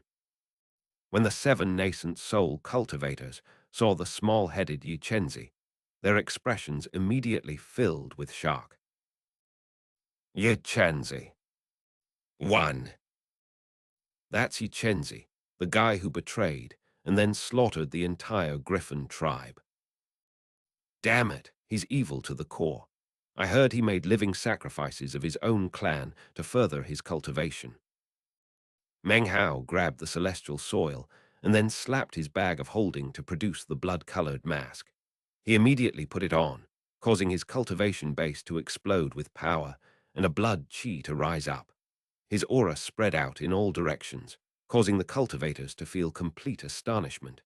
The pupils of the 2 mid-nascent soul stage cultivators constricted. As of this moment, they had no desire whatsoever to participate in the conflict between Yu and Meng Hao. "Nobody owns the celestial soil," said Meng Hao, "so it belongs to whoever manages to snatch it.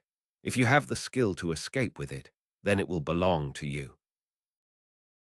With that, he shot forward with incredible speed. The distance between the two immediately lessened. Meng Hao waved his right hand, causing a blood-colored face to appear. Rumbling filled the air as it shot toward the fleeing Yu, whose face immediately fell.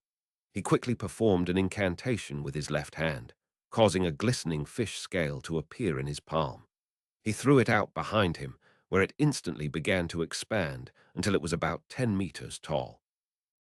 A boom rattled out as the power of Meng Hao's blood immortal face slammed into its blocking force. Yu coughed up some blood, then suddenly vanished. When he reappeared, he was already 3,000 meters away. He turned back, a sinister smile on his face. "Draconic vulture transformation," he cried. Immediately, the fish scale exploded out in size.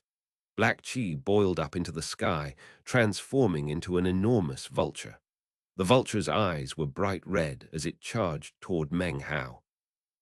Meng Hao's face was completely expressionless as he said, "A single word." Instantly, the face once again appeared. Its lips began to move as amorphous ripples began to spread out. The seemingly horrifying vulture suddenly began to tremble, then suddenly collapsed into pieces. Meng Hao, moving as fast as lightning, shot through the collapsing pieces of the vulture. This caused Yu face to fall. He immediately spun around and once again began to flee. Damn it, how come that bastard has so many divine abilities? He has 3 totems, metal, fire, and wood. And what magical item was that mask just now? Meng Hao's expression was the same as ever as he employed a minor teleportation as he shot in pursuit of Yczhenzi. This chapter was sponsored by Julian Vent, DP, and Carter B. 1. Yczhenzi's name in Chinese is Chinese letter, Chinese letter, Chinese letter, xianxia. It's a really weird name. Yi means 1. Chen means dust. Zai means sun. I. Child. Chapter 458. A faint sound. Two people, one chasing the other through the air at top speed. Meng Hao wore the blood-colored mask, and his eyes glowed with coldness. Eyeless lava silk circulated around his body, emitting a droning sound. Occasionally, he would employ minor teleportation to get closer to Yczhenzi. As for Yczhenzi, he shot forward with all the speed he could muster. His cultivation base was at the mid-nascent soul stage, and he possessed extraordinary divine abilities. He had a vicious personality and was actually quite infamous throughout the Western Desert. He was once a member of the Griffin tribe. Through a chance bit of good fortune, he had acquired an evil magic. In order to cultivate this evil magic, he had secretly begun to sacrifice members of his own tribe to the totems on his body. The enticement of this secret technique was impossible to resist. When the matter was discovered, he confessed his guilt and managed to acquire the forgiveness of his fellow tribe members. However, he then secretly used a ruthless method to kill the great father of the Griffin tribe, who was none other than his own father. After that, he cold-bloodedly slaughtered the rest of the tribe. Regardless of young or old, they were all cut down and sacrificed to mutate his totems. It was in this fashion that he was able to acquire an early nascent soul stage cultivation base. When all of those things happened, a full 60-year cycle previous, it had caused a huge sensation throughout the Western Desert. The Griffin tribe was a small tribe, but such matters of tribe betrayal were appalling to the extreme. Because of that, Yczhenzi immediately became infamous throughout the Western Desert. During the following 60-year cycle, he appeared 3 more times in the Western Desert. Each time, he slaughtered a tribe. The first 2 times had been small tribes, but the third time was a mid-sized tribe. It was that occasion which allowed him to step into the mid-nascent soul stage. After that, he disappeared without a trace. As he shot through the air like lightning, Yczhenzi thought to himself, "If I get enough celestial soil, I can use it with my secret technique to stimulate the power of my totems. After that, I'll need 100,000 blood sacrifices. That will give me the chance to enter the late nascent soul stage." Each time Meng Hao used a minor teleportation, so did he. As time progressed, he was able to maintain the distance between himself and Meng Hao, making it impossible for Meng Hao to catch up to him. The giant face around Meng Hao suddenly expanded to an even larger size and then shot forward, radiating attack energy. Yczhenzi's face flickered, but he didn't slow down in the least. Instead, he actually started to go faster. Damn it, how can this guy be so fast? He thought. Howling inwardly, Yczhenzi continued to flee. It had been a long time since he had gone all out like this. "Want to catch me? You're still not qualified." Yczhenzi gave a cold harumph, and then employed the pride of his divine abilities to increase his speed once more. At the same time, however, Meng Hao suddenly lifted his hand to employ the 8th demon's sealing hex. The instant it appeared, Yczhenzi suddenly stopped in midair. This sudden stop scared him out of his wits. Although he quickly recovered, by the time he did, the rippling power of Meng Hao's without a face had arrived. A boom filled the air as blood sprayed out from Yczhenzi's mouth. However, 5 fish scales suddenly appeared, which then exploded, giving him a burst of speed that allowed him to escape once more. Damn it, what divine ability was that? Thought xianxia, his face pale. Lowering his head in determination, he continued to move along at the fastest speed he could muster. Time passed by, and soon it was a day later. Meng Hao was frowning. He looked up ahead at xianxia, who moved with increasingly greater speed. The killing intent in Meng Hao's eyes grew even stronger. This xianxia was one of the fastest cultivators that he had ever encountered. He also seemed to excel in one particular escape art, which allowed him to merge into the air. When coupled with minor teleportation, its power was even further increased. Seeing the distance between them once again grow greater, Meng Hao caused a bloody glow to surround him. A bloodburst flash caused his speed to increase dramatically. His body blurred until it looked like a ghost, and then he used a minor teleportation to close the distance again. Unfortunately, as soon as he neared the man, xianxia would once again disappear, transforming into a green smoke that moved 100 times faster than before. In the midst of this incredible increase in speed, he used teleportation, causing the effect to be even greater. That art again, thought Meng Hao. Now the distance between them was once again increased. Meng Hao was shocked, and his killing intent grew even greater. He continued to alternate between bloodburst flash and minor teleportation. He was now around 3,000 meters away from xianxia, who was just about to use his escape art. Meng Hao slapped his bag of holding to produce a series of magical items. Many of these he had acquired after coming to the Western Desert. Some were from the 5 Poison Tribes' War of Invasion, and quite a few were from the Goldenroar tribe cultivator. He waved his arm, causing the items to turn into beams of light that shot forward. Boom! Growled Meng Hao, his eyes flickering coldly. Instantly, the dozens of magical items began to tremble and then explode. Meng Hao hated to lose such valuable items. However, now was not the time to sit around thinking about such things. As the magical items exploded, a roaring sound rose up and intense ripples spread out in all directions. As the power of the explosion spread out, Meng Hao caused the lotus sword formation to appear. Spinning wooden time swords transformed into a beam of light that shot forward. Meng Hao could have borrowed the momentum of the exploding magical items to increase his speed. If he did, he would instantly have been propelled hundreds of meters closer to xianxia. However, even using that method, he would not have been able to catch up.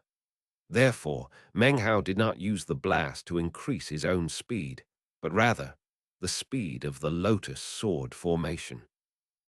The wooden time swords within the formation were already fast. However, with the additional momentum from the explosive attack, the 3,000-meter distance was closed in the blink of an eye. Even as xianxia was utilizing his escape art, the sword formation appeared behind him, rotating out with the explosive power of time. The power of time caused ripples to spread out in the air. Then Meng Hao frowned. xianxia's escape art was truly bizarre. Even the power of the time sword formation could do nothing to prevent xianxia from turning into a green stream of smoke that began to shoot off into the distance. That was when the 8th demon's sealing hex suddenly activated. In the sudden pause it caused, a miserable shriek could be heard. However, the green smoke continued off into the distance nonetheless, whereupon it transformed back into xianxia. As soon as he appeared, he coughed up a huge mouthful of blood. His face was ashen, and his hair had suddenly turned white. His body was clearly older, and shock covered his face. He trembled violently, his eyes filled with dread. That bizarre, divine ability again, he said, his scalp going numb. And another magical item. He had just suffered a loss of 300 years to his longevity. This fact left him completely terrified. scared out of his mind. He coughed up another mouthful of blood and then surged again in retreat. Damn it, this is only half a piece of celestial soil. Is it worth it? Well, is it? ğÄÉ ground his teeth as he whistled through the air. Meng Hao's eyes were cold and hard as he frowned. The power of the lotus sword formation is indeed much greater here than in the outside world, but not as much as it is in the void. It's about 70% weaker. Could it be that the time power in the sword formation will only reach the terrifying amount of 1,000 years when it's out in the void? Meng Hao was lost in thought as he once again continued in pursuit of ğÄÉ. Time passed. Another day went by. How come it's not here yet? Thought ğÄÉ. According to my calculations, it should be right here, right now. ğÄÉ looked haggard. That was especially so considering that Meng Hao was continuously consuming medicinal pills. ğÄÉ had a mixed feeling. However, when he stole something, he would die before giving it back. That was his rule. Gritting his teeth at Meng Hao's continuous pursuit, he once again used his escape art. It was at this moment that off in the distant sky, a beam of light appeared. This shooting beam of light was no cultivator, but rather a 1,000-meter wide rock. This rock was moving at high speed along its orbit. From the look of it, it was near the edge of this particular land mass. It's here, thought ğÄÉ, his eyes filling with delight. Even as Meng Hao frowned, ğÄÉ suddenly leaped up into the air. Meng Hao watched as he performed an incantation gesture, preparing to employ who knew what magical technique. Suddenly, the flying rock off in the distance changed direction and shot toward him. So, he can control the rocks in this place, thought Meng Hao, his pupils constricting. Seeing ğÄÉ heading toward the rock, Meng Hao's eyes suddenly filled with a bright glow.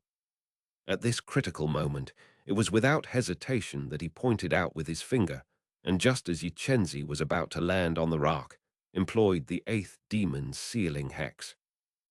It happened just as ğÄÉ was about to transform into green smoke. ğÄÉ had long since guessed that his opponent would most likely use this bizarre divine ability. Therefore, he transformed into the green smoke and then reappeared on the surface of the rock. Hope to see you again someday, fellow Taoist, he cried, laughing uproariously. However, it was at this moment that his expression suddenly filled with shock as he noticed that the rock beneath his feet had suddenly stopped moving. Meng Hao's 8th hex had not been aimed at ğÄÉ at all, but rather the enormous rock. The moment the rock stopped moving, eyeless lava silk suddenly began to spin, binding up the rock. A moment later, the rock recovered its momentum and shot forward. As it did, it pulled Meng Hao in tow. Being pulled at the same speed as the rock, Meng Hao instantly landed on its surface. He lifted up his right hand and punched out with an explosive fist. ğÄÉ's face flickered, and he clenched his jaw as he prepared to fight back. A boom filled the air. ğÄÉ was sent tumbling off of the rock, blood spraying from his mouth. The eyeless lava silk loosened, and Meng Hao teleported off of the rock. When he reappeared, he was directly next to ğÄÉ. His right hand snaked out to exterminate the man. However, it was at this moment that the entire sky suddenly turned grey, and a grey mist rolled out to cover the land. Everything became a sea of grey. At the same time, Meng Hao was astonished to discover that his entire body was completely incapable of moving. ğÄÉ was in exactly the same situation. It was as if everything in the entire world had suddenly been rendered motionless. At the same time, a crowd of figures could be seen moving through the mist. They had blank looks on their faces, and they carried chunks of immortality bridgestones on their shoulders as they trudged through the mist. Faint, odd voices could suddenly be heard echoing throughout the world. When will the bridge of immortality reappear like new? Sir, on what day will we again lay eyes on you? Chapter 459. Eccentric Bloodface. All of these figures were somewhat blurry, nor did they seem to have cultivation bases. There were old people and young people, men and women. All of them seemed frustrated as they hauled along the chunks of immortality bridgestones. They trudged through the mist like specters. As Meng Hao watched the spectacle, a sense of intense danger rose up within him. It made him feel as if he had encountered a dangerous predator. He had the feeling that if these bizarre figures ran into him, he would be dead for sure. What are they? He thought as he looked at the ghostly figures. There were more than 100 of them walking through the mists. As they neared and then passed Meng Hao, he felt an intense coldness, similar to what he had felt out in the void. Next, Meng Hao saw one of the strange figures within the group pass through the giant rock that was floating there in midair. When it came out the other side, it was carrying an illusory rock on its shoulders that was completely identical to the gigantic rock. It was as if it were carrying the soul of that rock, as it made its way off into the distance. Although the 1,000-meter wide immortality bridgestone still hung there in the air, Meng Hao could sense that it was somehow dead, as if it had lost its power to travel through the void. As the figures moved off into the distance, their voices continued to echo out. When will the bridge of immortality reappear like new? Sir, on what day will we again lay eyes on you? The voices gradually faded away. The churning mist suddenly transformed into storm winds. The storm caused the grey cracks in the sky to begin to spin together, sucking in xianxia, Meng Hao, and even the 1,000-meter immortality bridgestone.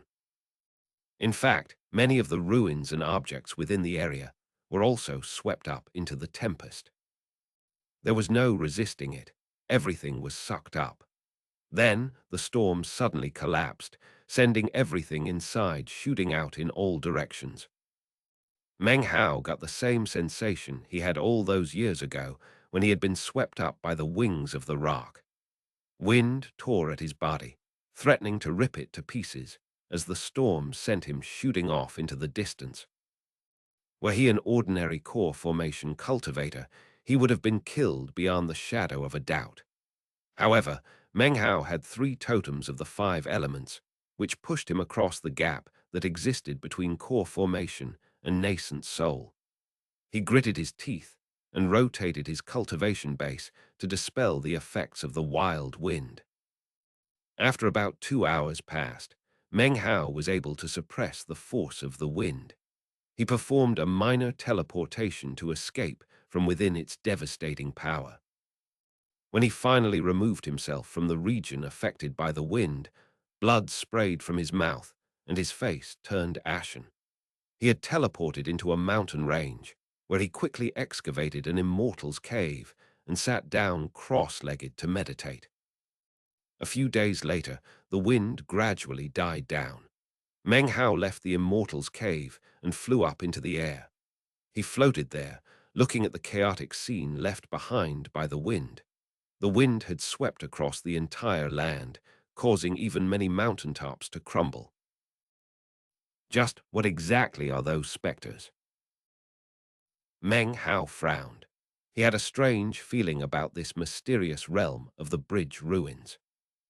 He could find no traces of xianxia.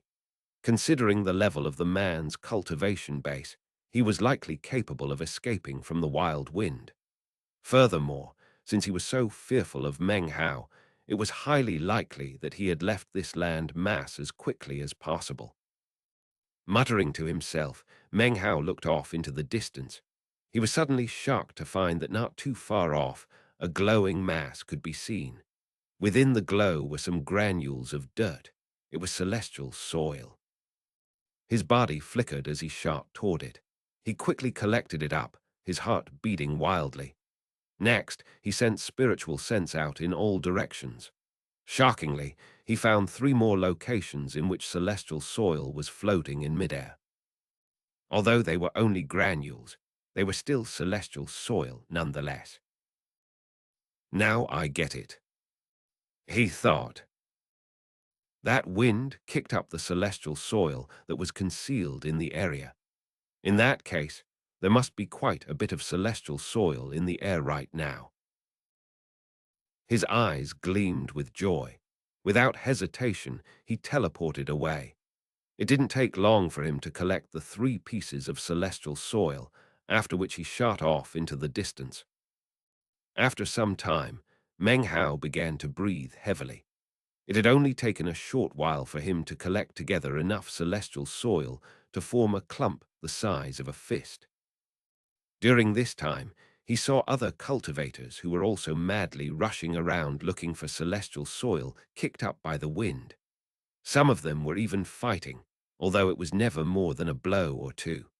After all, time was better spent searching than fighting. Celestial soil is critical to forming my Earth-type totem, thought Meng Hao, his eyes bloodshot as he snatched up every bit of celestial soil that he could find. If anyone tried to compete with him, he would attack explosively without hesitation. 2 hours later, Meng Hao's fist descended onto a cultivator of the early nascent soul stage, sending him flying backward. Meng Hao grabbed the celestial soil in front of him and then proceeded on his way. The nascent soul cultivator looked at Meng Hao as he left, and his eyes filled with fear. The blow just now had rattled his nascent soul and filled him with shock. Who is that?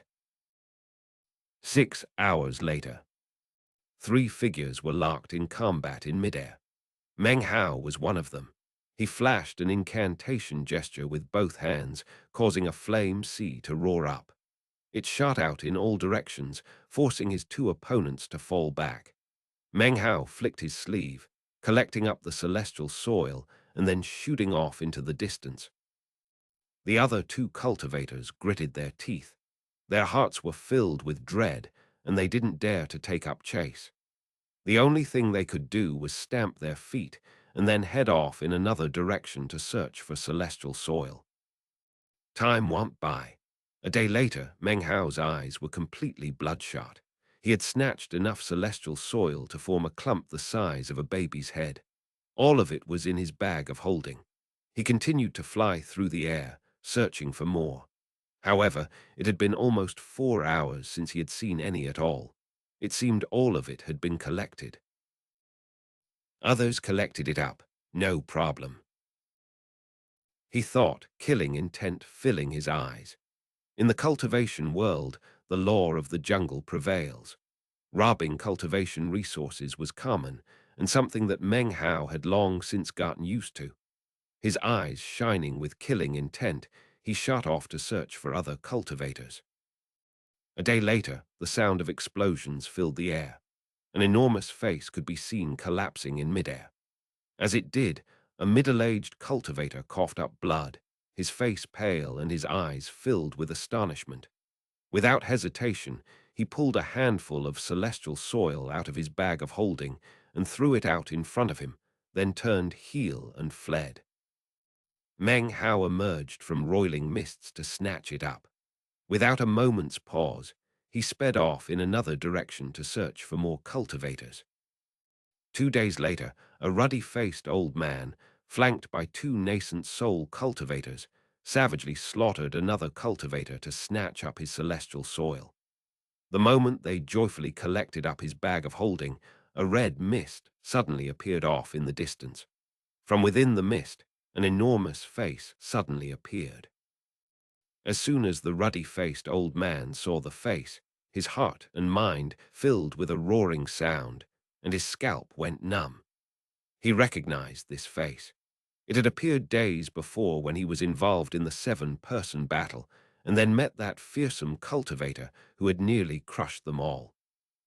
The 2 nascent soul cultivators next to the ruddy-faced old man saw the roiling mist. Voices hoarse, they exclaimed, Its eccentric blood face. Their faces immediately fell, and they turned around to flee. During recent days, the name eccentric bloodface had been spread about quite a bit. According to the rumors, he was a fearsome cultivator who wore a blood-colored mask. His cultivation base was astonishing, and he robbed people of their celestial soil. Victims of his robbery were numerous, making it so that few people were willing to stay in this region. Any who did were extremely vigilant. As soon as they saw the blood-colored mask, they would flee. The three men from just now immediately began to flee in three different directions. Booming sounds filled the air, and two of the men coughed up blood. Without hesitation, they retrieved the celestial soil from their bags of holding and threw it out. They knew what eccentric Bloodface wanted: celestial soil. If you gave it up to him, he wouldn't kill you. However, if you fought back, then your death was assured. Damn it! If I had known this would happen, I would have left with what I acquired earlier. Damn you, eccentric Bloodface. The two fleeing cultivators were panting and had hearts filled with frustration. However, there was nothing they could do about the situation except consider leaving this area. A few days later, there were no cultivators left in the area, only Meng Hao. He had robbed the majority of the cultivators and now had a clump of celestial soil the size of a human head, as well as a fearsome reputation. After attempting to gain enlightenment regarding the soil, Meng Hao realized that he still had not collected enough. Unfortunately, all the other cultivators had fled, and further searching turned up nothing. It was at this point that a 300-meter wide rock came whistling toward him. He immediately teleported onto the rock and sat down cross-legged to meditate. The rock shot out into the void as it proceeded on toward the next land mass. Meng Hao didn't know that the fleeing cultivators had taken the name eccentric Bloodface with them and spread it to other regions. It was only a matter of time before almost all of the western desert cultivators heard about him. As the rock shot through the void, everything turned black. Meng Hao sat there cross-legged, his eyes glittering. I ran into a lot of people, but I didn't see that demoness xianxia with any of them. Although I didn't see Zhao Yulan either. I wonder where she is. Lost in thought, Meng Hao pulled out the jade slip map and looked it over to confirm his destination. He was currently heading toward the largest of the immortality bridgestones in the whole area. The realm of the bridge ruins is huge. Every immortality bridgestone is a whole world, and there are probably tens of thousands of such worlds. However, the western desert cultivators are only able to explore a few dozen of them. A few days later, the void was growing even colder. Even with his cold-repelling treasure, Meng Hao was forced to continuously ignite his ever-burning flame to stay conscious. As he looked out into the blackness of the void, his eyes suddenly went wide. Off in the blackness, he saw a man moving through the void. He wore a long azure robe and had a sword strapped to his back. He held a flagon of alcohol in one hand as he strolled directly through the void. He took occasional sips of alcohol, his expression morose and filled with melancholy. The coldness of the void seemed to be reduced to nothing more than a crisp breeze around him. It blew his hair and did nothing to cause his stride to falter. He was simply walking along as if everything were normal. The void around him seemed to ripple and distort, and the coldness didn't seem willing to near him, but rather avoided him of its own volition. Meng Hao's mind was reeling, and his expression was one of astonishment. He looked at the man, and the man looked back. This chapter was sponsored by Noah Lee. Chapter 460, Azure-Robed Han Shan. The instant their gazes met, Meng Hao suddenly couldn't see the azure-robed man anymore. When he reappeared, he was standing next to Meng Hao. Meng Hao's scalp went numb. It was impossible to see the level of the man's cultivation base. Trying to do so gave Meng Hao the same feeling you might get when looking into a deep ocean. He immediately stood up and bowed deeply toward the azure-robed man. Meng Hao of the junior generation greets senior.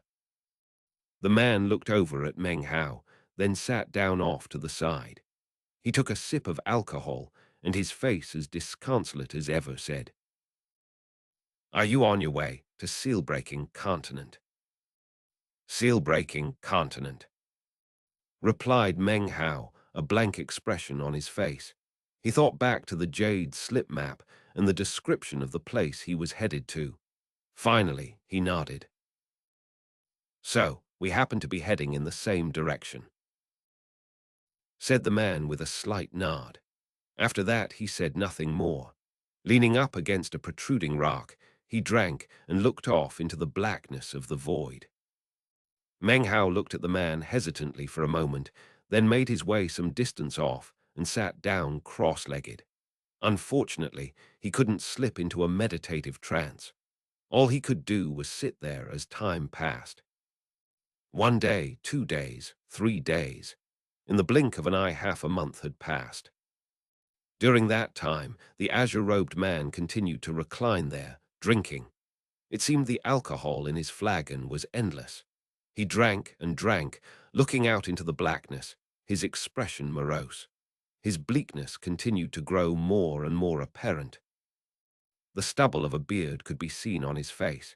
It seemed as if it had been a very long time since he was inclined to clean up. His robes were wrinkled, and although the man should have cut a sorry figure in his state of disarray, his aura was filled with an indescribable charm. As such, he seemed lonely, but not a mess. The alcohol flagon he held in hand was crafted from wood, and the wood grain was even visible on its surface. It was impossible to determine how much he drank during the half-month. He did not speak, nor did Meng Hao. It seemed that this azure-robed man really was just heading in the same direction and didn't feel like walking. Therefore, he had decided to share the rock with Meng Hao. They maintained their mutual silence for another month as they proceeded onward. Meng Hao was finally able to slip into meditation. However, he left a sliver of will on the outside. He knew that doing so was essentially pointless, but he was used to the practice, and it wasn't something he would stop doing. One day, as the 300-meter-wide rock flew forward, the previously listless and melancholy azure-robed man suddenly sat up and looked off into the distance. The movement immediately caused Meng Hao to open his eyes. He looked out into the blackness, but saw nothing. The azure-robed man, however, seemed very intent, as if he was completely focused on looking off into the distance. Meng Hao was puzzled, but didn't show it, and instead continued to look out into the void. Time passed, 3 days in which the azure-robed man and Meng Hao both looked out into the blackness. It was on that third day that the world of blackness around them suddenly turned grey. At the same time, the 300-meter-wide rock they were on suddenly stopped moving. Meng Hao's mind trembled as a thick mist began to spread out in all directions. Soon, everything was like a sea of mist. Meng Hao's scalp prickled as he realized that he couldn't move a muscle. How could he not understand what was happening? Off in the mists, a group of figures could be seen, shouldering rocks as they marched forward. They looked frustrated, confused as they approached. Soft voices could be heard echoing out in the mists. "When will the Bridge of Immortality reappear like new? Sir, on what day will we again lay eyes on you?" Surrounded by the echoing sound, the figures floated through the mist. Men and women, elderly and young, all looked confused.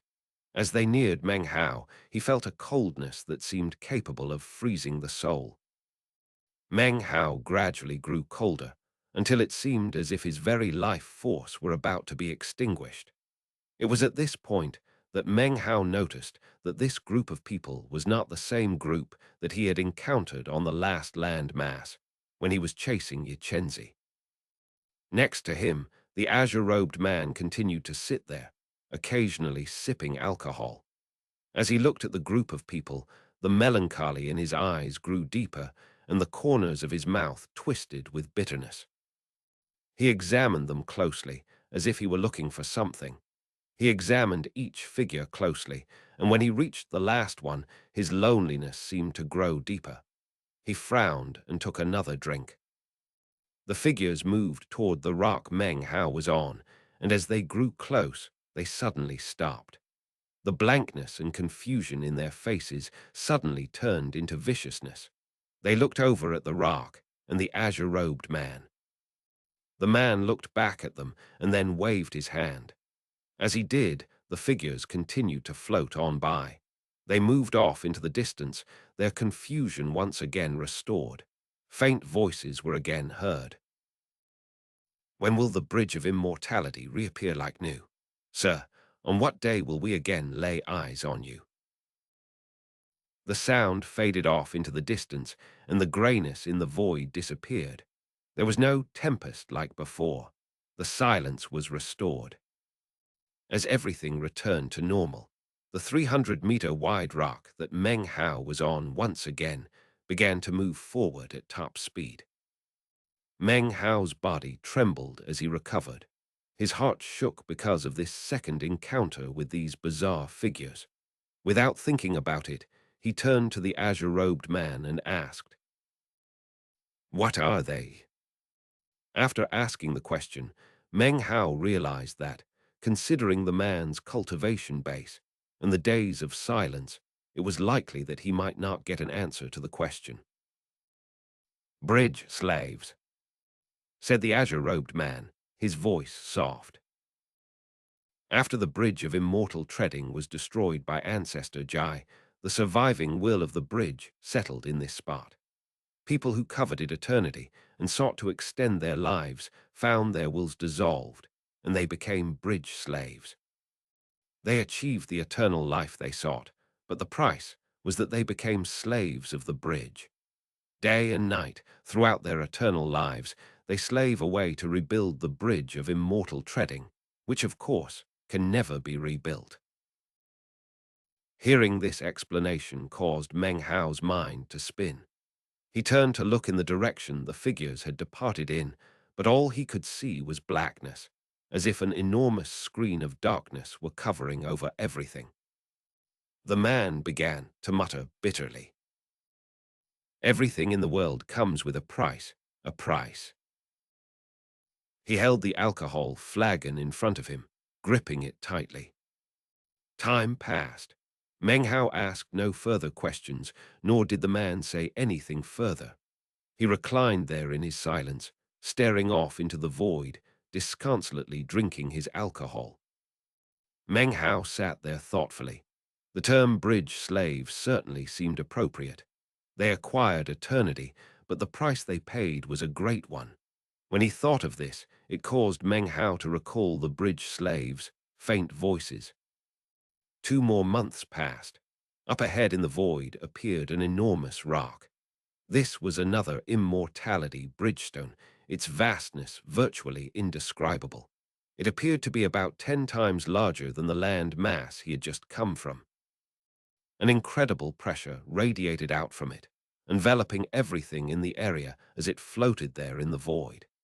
Its edges were irregularly shaped, causing Meng Hao to think of the image of the enormous, broken bridge he had seen stretching boundlessly out in the starry sky. It was at this moment that the azure-robed man suddenly stood up. "Would you like a drink?" he asked, turning his head to look at Meng Hao.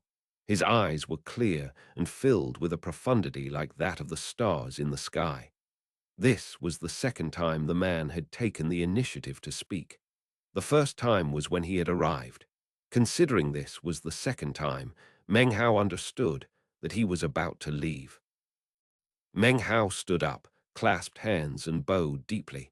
He looked at the azure-robed man, his eyes glittering. After a moment's hesitation, he nodded. The man smiled, then waved his hand, causing the alcohol flagon to fly over to Meng Hao. Meng Hao grabbed it and without hesitation drank a mouthful. As the alcohol flowed down his throat, a burning sensation exploded out. It felt like fire and caused Meng Hao's cultivation base to rotate wildly. A bit greedy, aren't we, boy? Well, it doesn't matter. I'll just consider it to be traveling expenses. The man pointed a finger at Meng Hao, causing his body to tremble. The mouthful of alcohol inside of him instantly formed into something similar to his gold core. Strands of alcohol qi began to emanate out from it, fusing it with his perfect gold core. He did not experience any growth in cultivation base. However, he could tell that something inside of him was now different. The alcohol core within you will enable you to twice wield my dancing sword qi. It can slay anything under the immortal stage. With that, the flagon flew back into the man's hand. He turned and stepped off of the 300-meter wide rock, walking toward the enormous land mass formed by the immortality bridgestone. As he stepped into the void, he sighed and said, "You ask when will you lay eyes upon me again? I've searched for you for 3,000 years." The voice echoed out with unspeakable melancholy and an indescribable loneliness. Meng Hao's mind reeled. All of a sudden, he could sense a sword skill within his mind. It was branded onto him in the form of a magical symbol. He didn't understand it, but he could tell that he could rotate his cultivation base to unleash the alcohol qi within his gold core. He could do this twice to cause the brand to explode out.